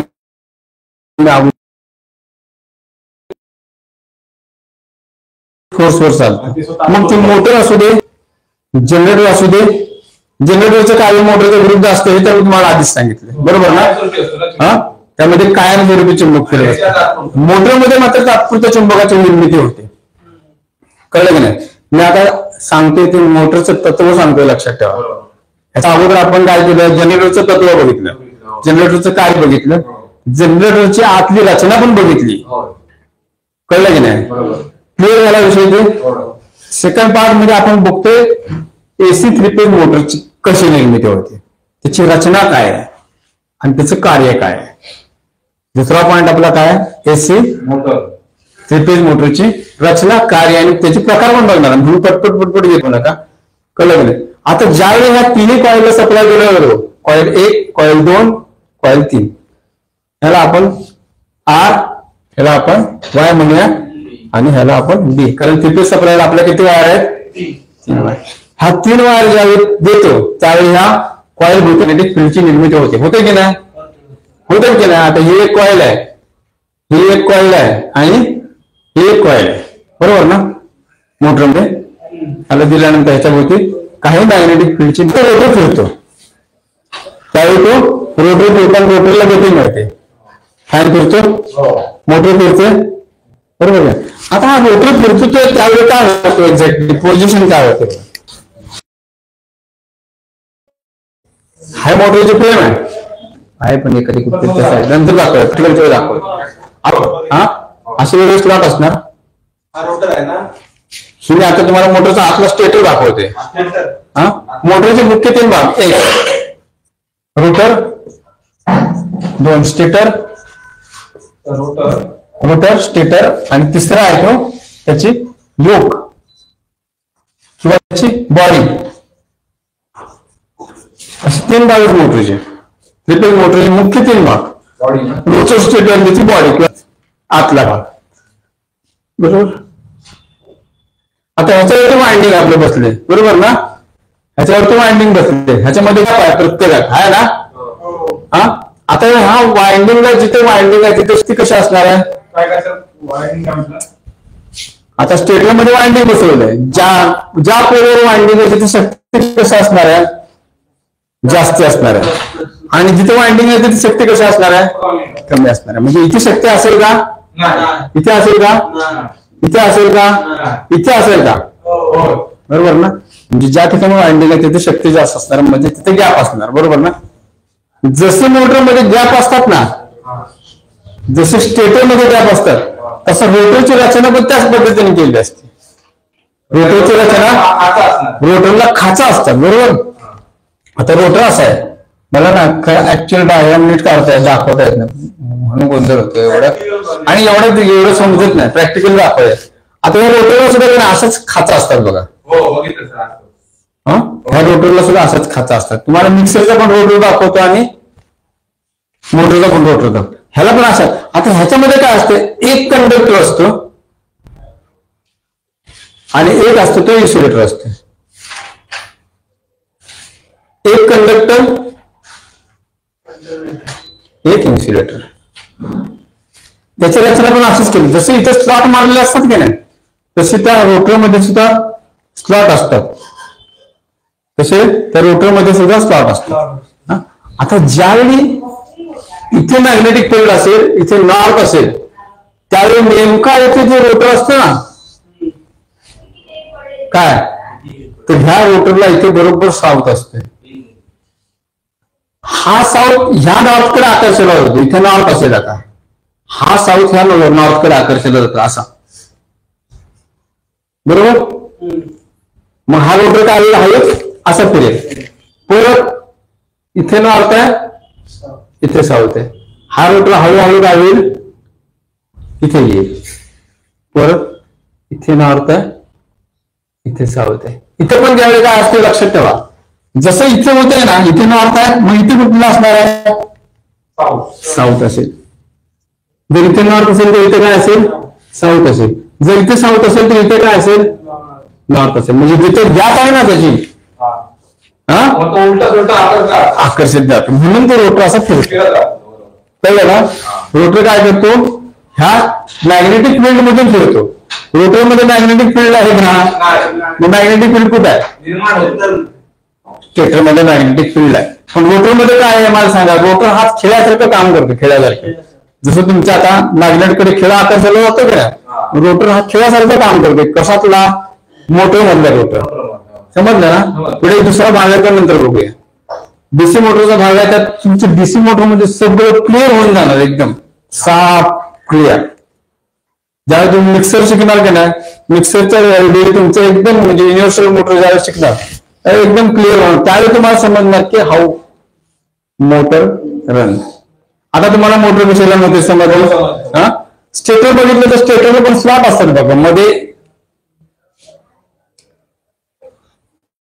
मध्ये लोखंड, त्याच्यानंतर अॅल्युमिनियम, मध्ये लोखंड, त्याच्यानंतर अॅल्युमिनियम, मध्ये लोखंड, त्याच्यानंतर अॅल्युमिनियम, मध्ये कॉपर, त्याच्यानंतर अॅल्युमिनियम, मध्ये कॉपर, त्याच्यानंतर अॅल्युमिनियम, मध्ये कॉपर, त्याच्यानंतर मध्ये कॉपर, त्याच्यानंतर लोखंड, मध्ये कॉपर, त्याच्यानंतर लोखंड. अशी रोटरची रचना असते. साऊथ नॉर्थ पण ते दिसतात का बोर्ड, कळलं की नाही. असा त्या ठिकाणी फिरत फिरत फिरत फिरत हा मोटरचा रोटर गती घेतो. कधी, ज्यावेळी मॅग्नेटिक फील्ड निर्माण झाल्यानंतर. जोपर्यंत त्या इलेक्ट्रिक सप्लाय चालू आहे तोपर्यंत ह्या मॅग्नेटिक फील्डची निर्मिती होते. इलेक्ट्रिक सप्लाय बंद केला, मोटर फिरते का, त्यावेळी काय झालेलं असतं, गेलेलं असतं. कसलं मॅग्नेटिक फील्ड गेलेलं असतं, कसलं मॅग्नेटिक फील्ड गेलेलं असतं, विद्युत घंटा. विद्युत घंटा आपण वाजवतो बरोबर. इलेक्ट्रिक बेल वापरतो ना, वाजवतो ना घरातून. पुरत्या चुंबकाची निर्मिती होते बरोबर ना. मोटरमध्ये सेम क्रिया होते. इलेक्ट्रिक मोटरमध्ये इलेक्ट्रिक घंटा जे असते त्यात काय होतं बघा. आता इलेक्ट्रिक घंटा आहे बरोबर, त्याच्यामध्ये कॉईल असते राईट. इथे ते बेल बसवलेले असते. काय होतं, इथे ते हात लावून बघ, मग समजेल थोडासा कसा बसतोय. लागला तर 4 वेळ मोटर लागला तर ते गेला. फक्त बाकी काय समजलं ना. हे मोटरचं principle, this is principle of motor. आता 3 फेज मोटर कसं म्हटलं आपण, तर ज्यावेळी ज्या मोटरला 3 फेज दिले जातात त्यावेळी 3 फेज मोटरची निर्मिती. क्लिअर झालं, कळलं आता काय ते आपण नंतर बघूया. समजलं ना आता मोटर म्हणजे काय आहे, एकदम क्लिअर आहे. तुम्हाला दाखवायला पण नाही ते बघू. ओके, याच्यात काही डिटेल करायची गरज नाही बरोबर ना. आलं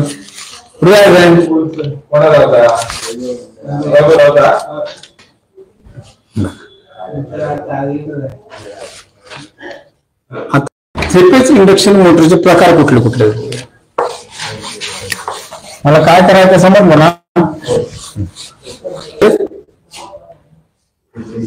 कार्यपद्धती बघितली आपण ना मोटरची, बरोबर ना.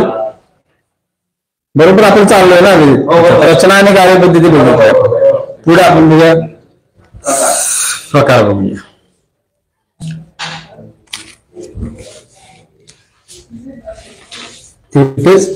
आता थ्री फेज इंडक्शन मोटरची व्याख्या कशी सांगणार तुम्ही मग.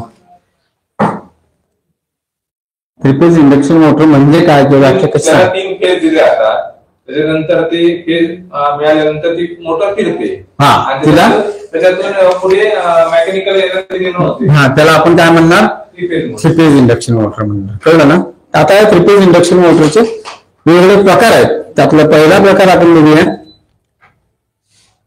पहिला ते 2 प्रकार पडतात. एक थ्री फेज इंडक्शन मोटरचे प्रकार. हा, तुम्हाला इंडक्शन हा शब्द मी सांगितला अगोदर समजा. आता तुम्हाला दुसऱ्या इंडक्शनचा उदाहरण सांगतो. इंडक्शनचं लक्षात असेल तुमच्यावर. तुमच्याकडे इंडक्शन कुकर आहे ना, इंडक्शन स्टोव का काय असतो तो आलाय तो माहिती आहे. अरे इंडक्शन शेगडी आली की माहिती आहे. ती कसं कार्य चालतं बघितलं का. आग तयार होते का त्यात. हा, मग पाणी गरम कसं होतं. इंडक्शन ते बघितलं ना. 2 वेगवेगळे कंडक्टर आहेत बघा. त्यात 2 वेगवेगळे कंडक्टर आहेत. ही शेगडी आहे ना, सरांच्याकडे असताना दाखवतो. समीर सरांच्याकडे ऑफिस मध्ये दाखवतो. मग नाहीतर मग बघितलं तुमच्या घराकडे. आता इंडक्शन स्टोव्हला काय आहे बघा. इथे प्लेट आहे त्याची. त्याच्यानंतर हे पातेलं आहे तुमचं काय असेल ते भांड. त्या भांड्याचा खालचा तळ कसला असतो बघितलं का तुम्ही. सपाट असतो. आणि कसला असतो मेटल का असतो तिथे. कुठला सर स्टीलचा असतो. भांड्याचा म्हणतात. भांड्याचा तळ कसला असतो बघितला, ऑब्झर्व केला कधी. त्याचं भांड वेगळं असतं. एका विशिष्ट प्रकारचं भांड तिथे वापरलेलं असतं. कसलं असतं भोका असत. त्याचा तळ जो असतो ना तो कॉपरचा असतो. कुठला वापरता इंडक्शन कुकरचा. इंडक्शन कुकरला इंडक्शन शेगडीवर भांड वापरलं होतं. त्याचा तळ जो असतो तो कॉपरचा असतो. लक्षात ठेवा कधी बघा आणि ऑब्झर्व करा. आता इथे आत जे असते ती कॉईल असते. हे मी शिकवत नाहीये तुम्हाला. इंडक्शन स्टोव्ह हा शिकवणे हा माझा विषय आताचा नाहीये. पण तुम्हाला व्हॉट इज इंडक्शन मला काय सांगायचंय. व्हॉट इज इंडक्शन सांगून झालंय पण परत सांगतो. आता इंडक्शन स्टोव्ह मध्ये सतत असते. ह्या कॉईल मध्ये मॅग्नेटिक फील्डची निर्मिती होती. कळलं ना. बरोबर. एका कॉईल मध्ये दुसरं जे भांड आहे त्याला कॉपरचा तळ असतोय. ती दुसरी कॉईल आहे. मशीनवर असते का. ह्याच मशीन मध्ये बघा ते भांडे वेगळं आपण ठेवतोय ना. ते भांडे ठेवल्यानंतर तिथे ठेवतोय. ह्या कॉईल मध्ये काही मॅग्नेटिक फील्डची निर्मिती होते इथे सप्लाय नंतर. बरोबर ना. त्याच्या आतल्या काही रचनेमुळे जशी मोटरमध्ये आपण सप्लाय दिलं मॅग्नेटिक फील्डची निर्मिती होते. रोटर फिरतो. बरोबर. तशाच टाईपची मॅग्नेटिक फील्डची निर्मिती ते होते. आणि ह्यामध्ये तयार होणाऱ्या मॅग्नेटिक लाईन्स आहेत बरोबर. आता लाईन्स मध्ये दाखवायचं तुम्हाला अशा दाखवायला लागते तर समजणार होय. काय लक्ष नाही रोबो कुठे असतो तू नक्की हरवलेला. कधी कधी असं हरवलेला असतो. कुठे हरवतो मला माहित नाही. त्याच्यावर आणि प्लेट असते ना. सांगतो तुम्हाला ते असते. कॉईलच्या मध्ये काहीतरी ऑब्जेक्ट असते. आता ह्या मॅग्नेटिक लाईन्सच्या संपर्कात आता तुम्ही हात लावला तर त्याला शॉक बसतोय का कधी. गरम झालेला असतोय का नाही. पण त्याच्या संपर्कात दुसरा एखादा जर कॉईल आली की नाही. ही जर आता भांड्यावर ठेवलं का पाणी गरम होते. बरोबर ना. चहा गरम होते. काय तुमची आमटी असेल भाजी असेल काय असेल तो गरम होते. ह्या मॅग्नेटिक लाईन्स ज्या या पातेल्याच्या तळाला असलेल्या ज्या कॉपर असते की नाही त्याच्यामध्ये इंड्यूस होतात. त्याच्यामध्ये शक्ती येते. कळलं की नाही. आणि तुमचं ते पाणी आहे ते गरम होतं. चालतं सर चालतं. बिकॉज कंडक्टरच आहे ना एक प्रकारचा. कुठला मी काय म्हटलं कोणताही गुड कंडक्टर त्याच्या संपर्कात आणला की मी सोन्याचं ठेवा ना. हा काय बिघडतं चांदीचं ठेवा. स्वस्त झाली आता तर काय फरक पडतो. लेवल टू पाहिजे घेऊन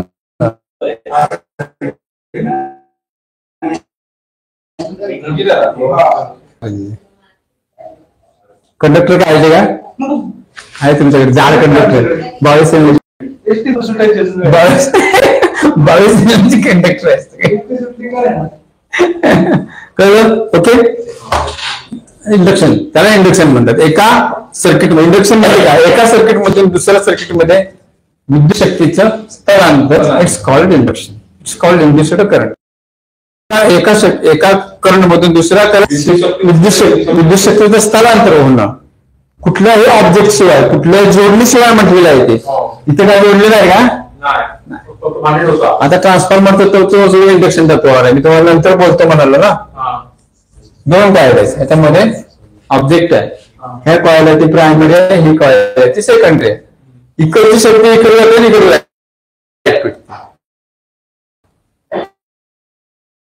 मोटर मध्ये आपण बघितली बरोबर की नाही हा ह्याला इंड्युस्ड करंट असं म्हणतात आता आपण पुढे बघूया आता वेळ आलोय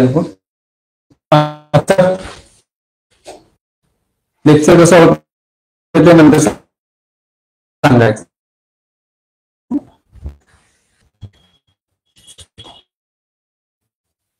मुख्य दोन प्रकार पहिला स्क्वायरल केज इंडक्शन मोटर आणि दुसरी स्लिपरिंग इंडक्शन मोटर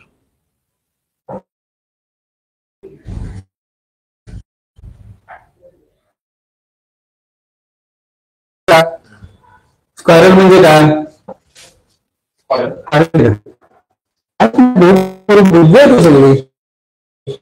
गेल्या बॅचची पोरं आमची हुशार होती स्क्वायरल जी पोरं असतात बघा कसला इंग्लिश मीडियमला जी पोरं पहिली स्क्वायरल म्हणजे काय स्क्वायरल म्हणजे काय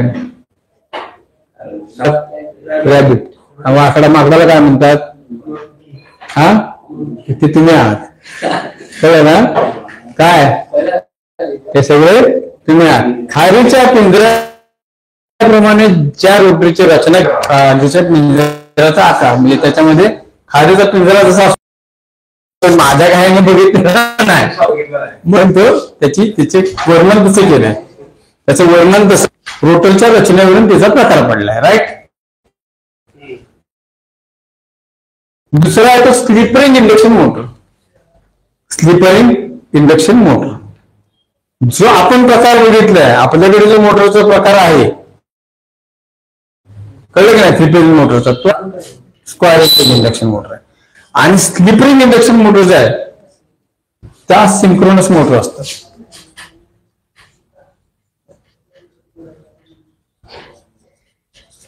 आता ह्या मोटर ज्या आहेत त्या मात्र मोठ्या कामाला वापरल्या जातात जसं ट्रेन बरोबर रेल्वे इंजिन हेवी वेळ मध्ये स्लिपरिंग मोटरचा जास्त करून वापर केला जातो समजलं वैभव हा काय रेल्वे जी चालते ती नुसत्या धुरावर नुसत्या डिझेलवर चालत नाही प्रत्येक इंजिनला प्रत्येक डब्याला सेपरेट मोटर बसवलेली असते कळलं की नाही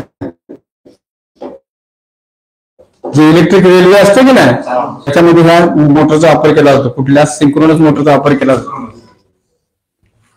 कळलं की नाही ते कसे असते ते आपण पुढे पण बघणार आहोत प्रकारामध्ये बरोबर ना स्क्वायरल केज इंडक्शन मोटर हे पण तुमचं वर्णन आहे कळलं ना ह्याच्यामध्ये काय स्टेटर असते रोटर असतो त्यामध्ये स्टेटर मध्ये ट्रिपल वाइंडिंगची रचना केली असते स्टार किंवा डेल्टा मध्ये वाइंडिंगचे प्रकार किती दोन प्रकारे केले जाते स्टार वाइंडिंग आणि डेल्टा वाइंडिंग बरोबर थ्री मोटरला डबल वाइंडिंग ज्यावेळी थ्री मोटर असते त्यावेळी त्याच्यात दोन वाइंडिंगची रचना केलेली असते ज्या 5 पर्यंत मोटर असतात 5 HP 3 HP पर्यंत 3 HP पर्यंत मोटर असतात त्यात एकच कुठलं वाइंडिंग असतं स्टार किंवा डेल्टाचं पण 5 HPच्या पुढच्या मोटर त्यात दोन्ही वाइंडिंग असतात स्टार वाइंडिंग आणि डेल्टा वाइंडिंग ज्या 5 HP पर्यंतच्या मोटर असतात त्यात फक्त 3च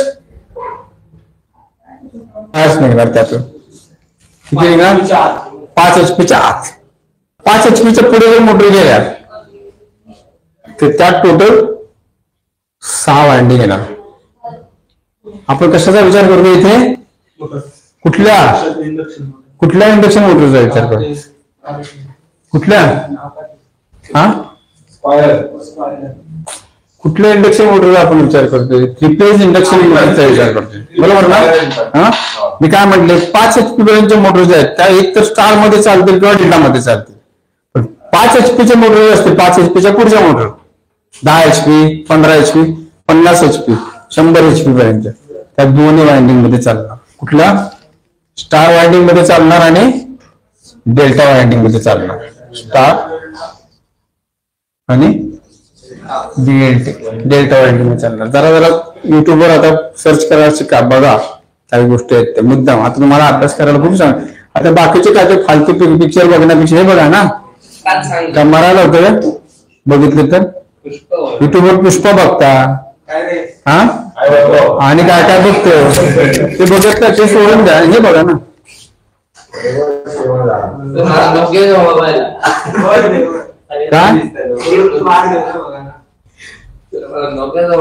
टोटल 6 वायर येतात, स्टारच्या 3 आणि डेल्टाच्या 3, बरोबर? स्टार आणि डेल्टा. त्या स्टार डेल्टा स्टार्टर वापरलं असतं, ऑटोमॅटिक असतं आणि मॅन्युअल असते, बरोबर ना? 5 HP पुढे 5 HP 6 पुढच्या ज्या आहेत सगळ्या हेवी. थोडक्यात काय माहितीये का, तुम्ही बाकीचा विचार करू नका. ज्या हेवी ड्युटी मोटर आहेत इंडस्ट्रियल मध्ये त्या सगळ्या तुमच्या स्टार डेल्टा मध्ये चालणार. एखाद्या गिरणीची मोटर, मोठ्या गिरणीची, आता जी पहिली गिरणी होत्या ना मोठी, अशा मोठं चाक फिरायचे ते, बरोबर? आता सिंपल मोटर आहेत त्याच्यामध्ये काय नाही, सिंपल गिरणी आहेत त्या आपल्याकडचे ते सिंगल पेजर असतात, कळलं ना? पण त्या मोटरच्या होते त्याला 15 HP ची मोटर असायची आणि ती स्टार डेल्टा मध्ये चालायची, अर्थात ऑफकोर्स. कळलं? सर सिंगल फेज असतात मोटरना, त्या स्टार डेल्टा असतात. तुम्ही जशी जोडणी कराल जनरली स्टार मध्ये, कळलं की नाही? हा, वाइंडिंगचा प्रकार ते दाखवतो तुम्हाला, मी देतो नंतर काढून. दाखवलं काढून, इथे वाइंडिंग पण काढून दाखवलं. हा, म्हणजे आपण आता मोटरचे मुख्य 2 प्रकार बघितले. एक स्पायरल केज इंडक्शन मोटर आणि दुसरी स्लिप रिंग. आता स्लिप रिंग म्हणजे काय आहे, तर रोटर जो आहे ह्या रोटरला सप्लाय देण्यासाठी ह्या रोटरमध्ये कॉइल्स बसवलेले असेल समजा, त्याच्या रोटरवर स्लिप रिंग म्हणजे अशा गोल रिंग बसवलेल्या असतात, 1 आणि 2, आणि त्या रिंगचे ह्या वाइंडिंगची जोडणी केली जाते. एक आणि हे दुसरं, हे एक वाइंडिंग समजा, हे एक वाइंडिंग समजा रोटरचं. हा, स्लिप रिंग सांगते. स्क्वायर मध्ये नुसतं रोटर, मगाशी सांगितलं ते रोटर साधा रोटर, त्याच्यामध्ये वाइंडिंग सांगितलं ना मी, एक कॉपरचं, एक कॉपर एक अॅल्युमिनियम, एक कॉपर एक अॅल्युमिनियम. ह्याच्यामध्ये वाइंडिंग असते, कळलं ना? वेगळं वाइंडिंग असते. स्लिप रिंग मोटर मध्ये वेगळं वाइंडिंग असते, पण ते रोटरवर असते, आणि त्याचबरोबर स्टेटरवर वाइंडिंग असते, दोन्हीकडे वाइंडिंग असते. याची जोडणी आणून ह्या स्लिप रिंगशी केली जाते. आता ह्या हेवी ड्युटी मोटर असतात, ह्याला एकदम गती देण्यात गेली ना काय, मोटर जळून जाते. म्हणून त्याला हळूहळू गती दिलं. पण आता रेल्वे चालताना कशी चालते, पहिल्यांदा हळू, एकदम फास्ट रेल्वे चालत नाही. ह्या ज्या मोटर आहेत त्या फास्ट नाही, किंवा तुमची क्रेनची मोटर, त्याला ताकद. आता ह्याचं वैशिष्ट्य काय ह्या दोन्हीमध्ये, स्क्वायरल केज इंडक्शन मोटर म्हणजे रेग्युलर इंडक्शन मोटर म्हणजे तुमची मोटर, ह्याला ताकद कमी असते, कळलं की नाही? तुम्ही आता ह्याचा तुम्हाला जर खूप भीमकाय तुम्हाला ताकद जर असेल, भीमासारखी, काय म्हणजे कसली भीमासारखी ताकद जर असेल तर तुम्ही ही मोटर हाताने धरू शकताय. कुठला आता हा फॅन तुमचा इंडक्शन मोटर, इंडक्शनच्या तत्वाचा हा फॅन तुम्ही हाताने घट्ट धरू शकता, थांबवू शकता. पण तुम्ही मिक्सर हाताने धरून थांबवू शकत नाही, कारण त्याला ताकद भरपूर असते. सांगतो मी, तेच सांगतो ना, डबल वाइंडिंग असते. मिक्सरचं पुढे येणार आहे, बोलून त्याच्या विषय वाढवू नका, हे तिथंच राहिलं, कळलं ना? हा, मग हे आपल्या प्रकारचंच राहायचं, म्हणजे हे खूप फायदा होतो. काय याच्यात विसरून गेला. स्क्वायरल केज इंडक्शन मोटरचे परत 2 प्रकार पडले, एक single squirrel cage induction motor आणि double squirrel cage induction motor. रोटरच्या प्रकारावर अवलंबून, बरोबर?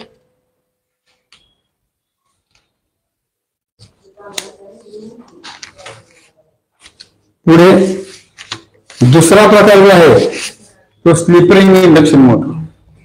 या स्लिप रिंग इंडक्शन मोटरचे पण स्क्वायरचे दोन प्रकार आहेत. दोन प्रकार पडले. एक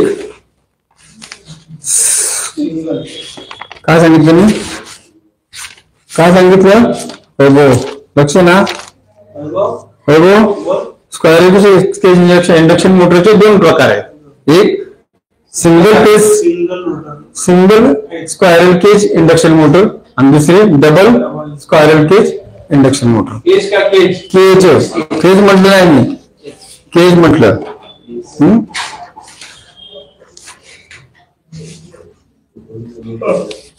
सर याचे आहेत काय? हो, दुसरे सांगितलं ना. दुसऱ्याचे कुठले?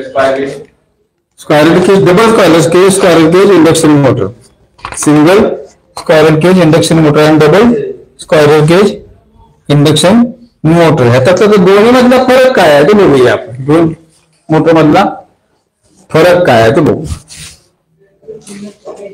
बघा आता स्क्वायरल केज इंडक्शन मोटर मध्ये काय, यामध्ये स्क्वायरल केज रोटर असतो.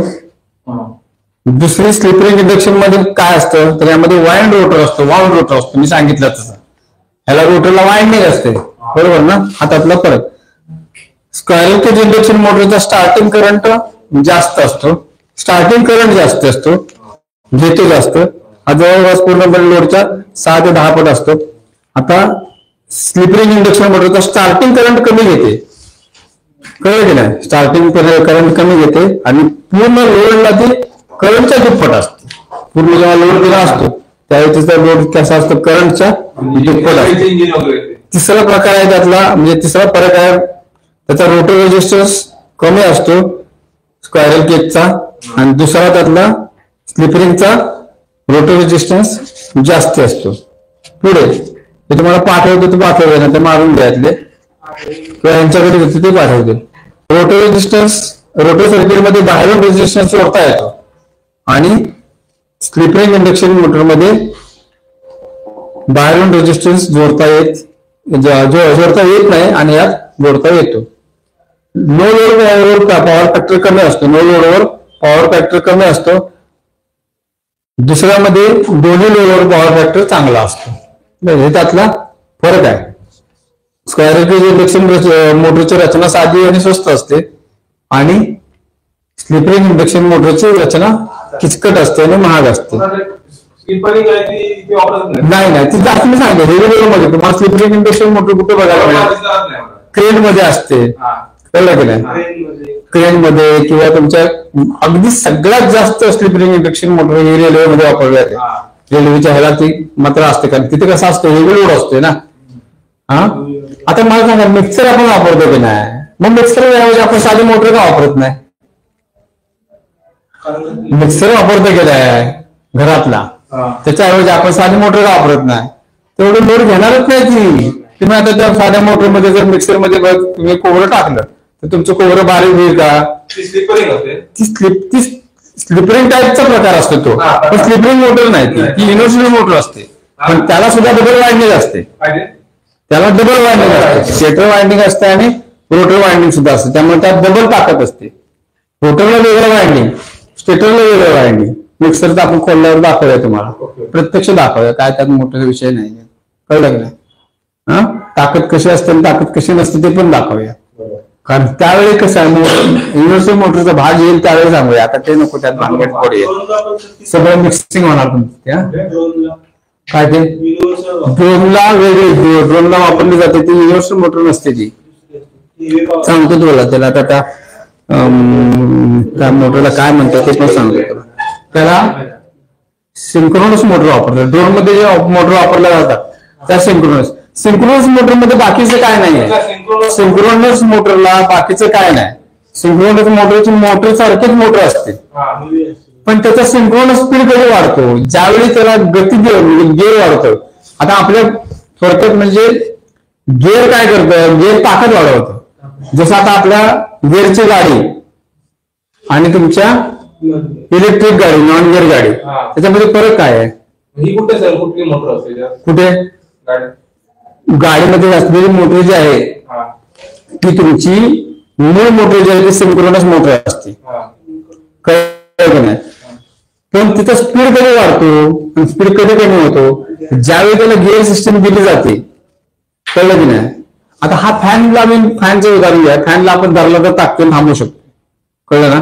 पण तुम्ही मिक्सरला तुम्ही धरून टाकू थांबवू शकता का? डबल स्पीड झाली, एक पॉवर त्याला दिली, एक गिअर त्याला आला कुठला तरी, बरोबर ना? तसं गाडीचं चाक म्हणजे ज्यावेळी आपली तुमची बाईक चालते ना, बाईक चालत असताना तुमचा फर्स्ट गिअर मध्ये थर्ड टॉप गिअर मध्ये फरक सांगितलं तुम्हाला? हा तुम्ही टाकून बघा ना, टॉप गिअर टाका आणि चाक फिरवून बघा. म्हणजे 5वा गिअर की 4था गिअरचा टाकला आणि तुम्ही चाक फिरवून बघा, चाक इझी फिरेल त्यावेळी. मोटरवर लोड कसा असतोय? मोटरला ताकद जास्त असते. सिंक्रोनस मोटर असणार मागे कुठे? गाडीला मोटर कुठे आहे? आता गाडीचं इंजिन आहे ना, कळलं ना? मोटर नाही आहे, पण ही जी मोटर असते जाताना आम्ही इलेक्ट्रिक बसने गेलो, मुद्दा आकर्षक पहिलेच बसलो, मुद्दा मुळासाठी गेलो. तर इलेक्ट्रिक बस पेक्षा जास्त स्पीडने डिझेल इंजिनची बस पडत होती. डिझेलची बस इलेक्ट्रिक इंजिन पेक्षा जास्त ताकदीने पडत होती. याला 35 ते 40 स्पीडच्या वर गेली ती गाडी की नाही, 35 स्पीडच्या वर जर ती इलेक्ट्रिकची गाडी गेली तर तुमची बॅटरी जास्त तुमची खात राहणार. ताकद तुम्ही काय करणार? ताकद जास्त वाढवायचं, मला लवकर जायचं म्हणून तुम्ही पळवायला बघणार. तुमच्या बॅटरीची तुमची लाईफ ते कमी करतं, कारण ते डबल बॅटरी चार्ज होते. स्पीड ज्यावेळी वाढवता की नाही त्यावेळी ते रिव्हर्स चार्जिंग त्याला सिस्टीम नाही, त्याला बाकी आर्मेचर नाहीये. इलेक्ट्रिक बाईक तुमची जी आहे त्याला रिव्हर्स चार्जिंग आहे. तुम्ही ज्यावेळी तुम्ही अति स्पीड वाढवाल की नाही त्यावेळी ती रिव्हर्स चार्ज करते बॅटरी. तुमची बॅटरी आधी मग चार्ज झालेली असते, केलेली असते, बरोबर ना? इलेक्ट्रिकवर तीच बॅटरी तुमची तुम्ही ज्या स्पीड वाढवता की नाही त्याला रिव्हर्स चार्जिंग सिस्टीम आहे, त्यावेळी मोटर त्याला रिव्हर्स चार्ज करते, म्हणून तुमच्या बॅटरीचं लाईफ कमी होते त्यावेळी. म्हणून त्याला एका ठराविक स्पीडनेच पळवायची, 35 किंवा 30 किंवा 40, त्याच्यापेक्षा नाही. आता इलेक्ट्रिक बस जर काढल्यात, इलेक्ट्रिक बस तुमच्या 35-50च्या वर जाणार, 40च्या वर जाणारच नाही. 40च्या वर गेल्या काय त्या बॅटरीला रिव्हर्स करंट मिळाला का बॅटरीचं लाईफ कमी झालं, कळलं की ना? हा फरक आहे त्यातला, कळलं ना? म्हणजे ह्या त्याला वापरलेले मोटर तर सगळ्या सिंक्रोनस मोटर आहेत. आता सिंक्रोनस मोटर मध्ये काय आहे? मी आता सांगितलं, ड्रोनची मोटर विचारली. ड्रोनची मोटर आहे, पण तिला ताकद कशी दिली? तर त्याला गिअर वापरले आणि गिअरच्या सहाय्याने ताकद वाढवली. ती साधीच मोटर आहे. अशीच ही तुमची डीसी मोटर आहे. मी दाखवतो डीसी मोटर तुम्हाला, आणतो मी, माझ्याकडे आहेत, आपला बिझनेस असल्यामुळे आहे त्या, कळलं की? तर ते मोटर जे आहे त्याला ताकद कळलं. आता हेलिकॉप्टरची मोटर आहे तुमची, हेलिकॉप्टरची मोटर म्हणजे खेळण्यात हेलिकॉप्टरची, त्याला गती देण्यासाठी गिअर सिस्टम आहे. दोन्ही सांगतो, म्हणजे ते पण आणि हे पण, त्याला गती देण्यासाठी गिअर सिस्टीम आहे. मग आता तुम्हाला चढाव चढायचा आहे बघा एखादा, तुम्ही गिअर कुठला टाकता? सेकंड टाकता. पहिला सेकंडलाही चालली नाही, ते काय करतो? फर्स्ट टाकतो. फर्स्टला काय करतो? तुम्ही ताकद देता गाडीला, म्हणून तुमचं चढून जाते. प्लेन रोडला तुम्ही फर्स्ट वर गाडी चालवता का? का नाही चालवत? काय चालवत नाही? सगळेजण तुम्ही आता 2 व्हीलर वापरताय, 3 व्हीलर वापरताय, हे तुम्हाला नॉलेज पाहिजे की नको? हा, मला कुठनं आलं? मी काय हे सगळं केलं का? शिकलो काय? हा, मला कुठनं आलं? हा, गती मिळण्यासाठी बरोबर ना? गिअर सिस्टमचा वापर केला जातो. गती कमी किंवा जास्त करणे, त्यावेळी तुमचं मोटर फ्री असते, नाही तर वाइंडिंग जोडून गेलं असतं एवढ्यात, कळलं की नाही? हा, ताकद जर तुम्ही मोटरचीच वापरला, प्राईम मोरचीच तुम्ही जर ताकद वापरायला गेला असता, तुमचं वाइंडिंग राहिलं नसतं, ते जोडून जाणार. म्हणून गिअर सिस्टीम काय करते? तर सगळा लोड जातो गिअरवर जातो, आणि मूळची तुमची इंडक्शन मोटर आहे ती इंडक्शन मोटर सेफ राहते, कळलं की नाही? It is a principle. लक्षात आलं? आज आपण 3 फेज मोटरचा अभ्यास केला बऱ्याच प्रमाणात, बरोबर ना? हा, आता त्यात आपल्याला स्टार्टरचा स्टडी करायचा आहे. तो आपण सॉइल केजचे किती 2 प्रकार. आणि तर ते याचे नाही काय सिंक्रोनस मोटर आहे. आता त्याचं टेस्टिंग वगैरे आहे ते तुम्ही तेवढी करा, कळलं नाही नियमाप्रमाणे टेस्टिंग आहे त्याचं. डायमेन्शन टेस्ट असते, त्याच्यानंतर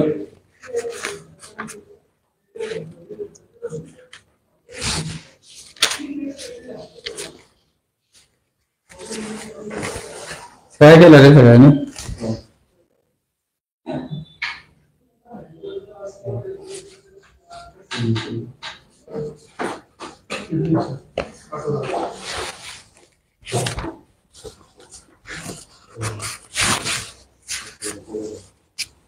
प्रसाधन मोटरचे प्रकार आता तुमच्या पुस्तकात आहे, त्याच्यापेक्षा मी जरा सांगितले तर त्यातले तुम्ही वाचन कव्हर करा. काय इंडक्शन मोटरचे प्रकार किती येणार?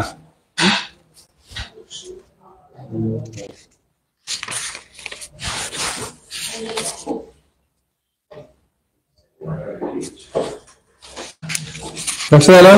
बरोबर बघा. आता मोटरची टेस्ट, दोन प्रकारचे मोटरची टेस्ट घेतल्या जाते. कंटिन्यू टेस्ट घेतली जाते. कंटिन्यू टेस्ट ते आपण दाखवूया कशी घेतली जाते ती.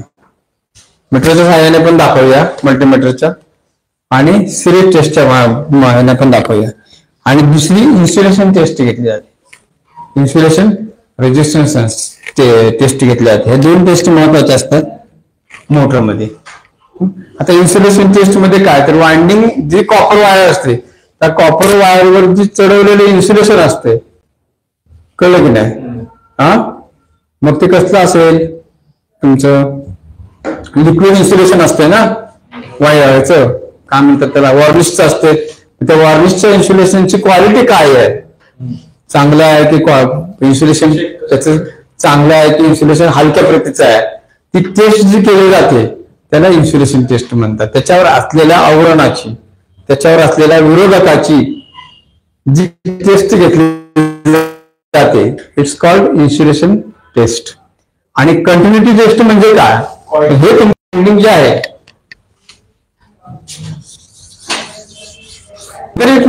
कट, कुठे कट झालेलं आहे का, डिस्कनेक्ट झालेलं आहे का, whether it may be short,